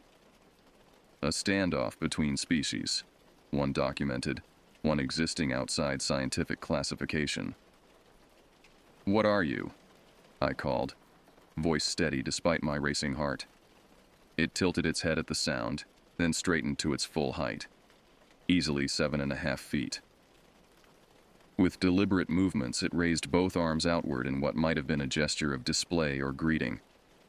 Then it spoke, not in mimicry but in a voice uniquely its own, a rasping sound that approximated English with disturbing accuracy. Protector. Watcher.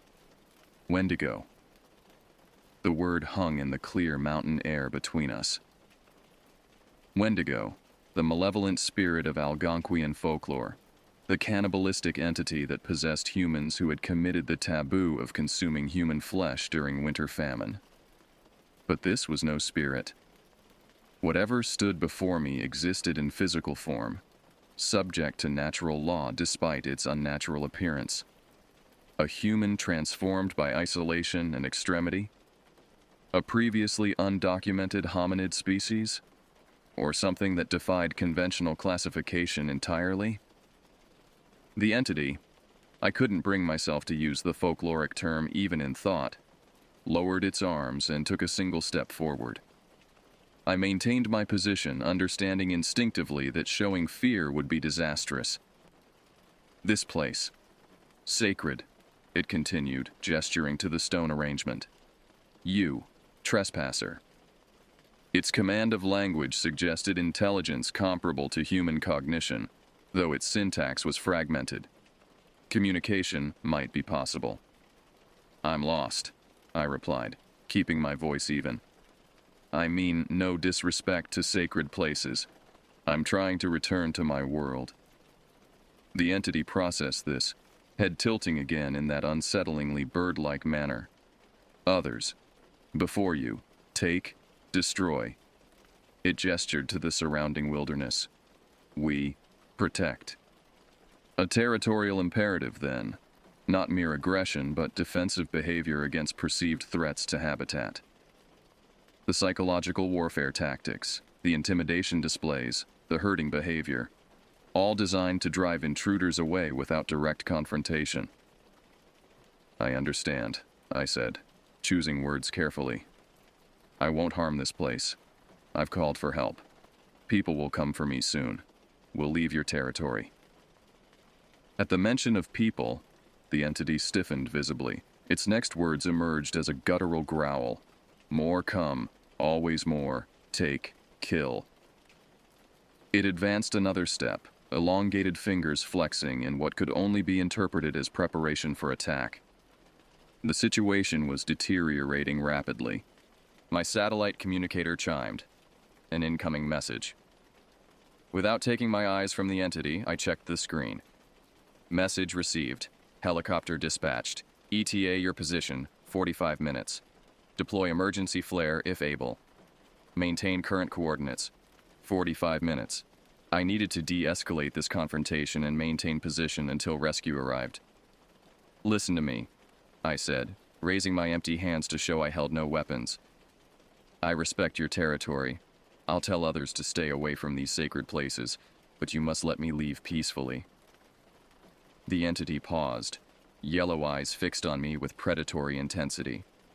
Then, with alarming swiftness, it closed half the distance between us, moving with a gait that combined bipedal locomotion with occasional ground touches using its elongated arms. I stood my ground, though every instinct screamed for flight. Running would trigger pursuit. I knew this with evolutionary certainty. At 20 feet away, it stopped again, now close enough that I could smell the musky odor emanating from it. Not the stench of decay I might have expected, but something more complex, like petrichor mixed with animal musk and medicinal herbs. You. Different, it said, studying me with unsettling intensity. Others. Fear. Run. Fight. It tapped its chest with one long finger.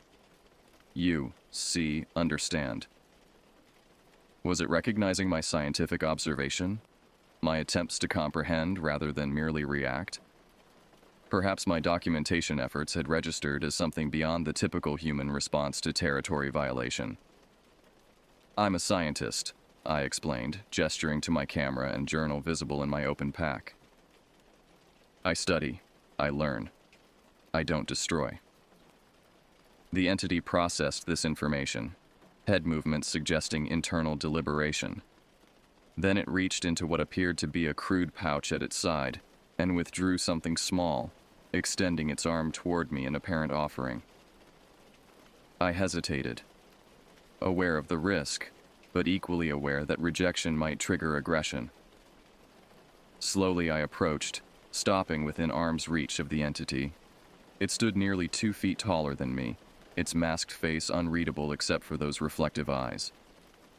It dropped the item into my outstretched palm, a small carving made from antler or bone, depicting a stylized human figure with arms raised.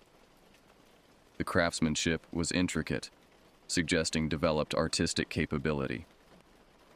"Remember," it said, the word carrying unmistakable weight. In the distance, I heard the faint thrum of helicopter rotors. The entity heard it too, head snapping toward the sound with predatory alertness. Without another word, it retreated with startling speed, disappearing into the tree line with movement too fluid for its ungainly proportions. I clutched the carving, its significance unclear but its message undeniable. I had been marked, remembered, perhaps even respected in some inscrutable way. The helicopter appeared 10 minutes later, hovering over the meadow before setting down 50 yards from my position. 2 search and rescue personnel approached, expressions registering concern at my disheveled state. "Are you injured?" the first rescuer shouted over the rotor noise. I shook my head, still processing the encounter that defied conventional explanation. "What happened out here?" the second asked, scanning the tree line nervously. "Your message mentioned being stalked?" I opened my palm, revealing the small carved figure. Evidence of an encounter that would challenge scientific understanding if properly documented. "Something exists in these woods," I said, voice steady despite everything. "Something that science hasn't classified. Something that wants to be left alone." They exchanged glances that clearly questioned my mental state after 5 days of isolation. "Let's get you to safety," the first rescuer said diplomatically. "You can tell us everything once you're treated for exposure." As they led me to the helicopter, I looked back at the forest one final time. There, at the precise edge where meadow met wilderness, the entity stood in plain view, visible to me but positioned just beyond the sightline of my rescuers. It raised one hand in what might have been farewell or warning. Then it was gone, melting into the shadows it called home. The helicopter lifted off, carrying me back to the world of scientific certainty and rational explanation. In my pack lay evidence few would believe: photographs, journal entries, the small carved figure, and the bundle of feathers, leather, and ancient tooth. I knew with absolute certainty that my academic reputation would suffer once I presented my findings. Skepticism, ridicule, and accusations of hoax or delusion would follow. Yet the truth demanded documentation, regardless of personal cost. Whatever existed in those remote woods, whatever identity it claimed for itself, represented either an undocumented humanoid species or human adaptation so extreme it challenged our understanding of our own capabilities. As the wilderness receded beneath the helicopter, I made a silent promise to the entity that had chosen communication over elimination when it held my life in its elongated hands. I would tell its story with scientific integrity. I would protect its territory through education rather than exploitation. The carving pressed into my palm, a physical reminder that some mysteries remain unsolved, not because they don't exist, but because they exist beyond our willingness to see.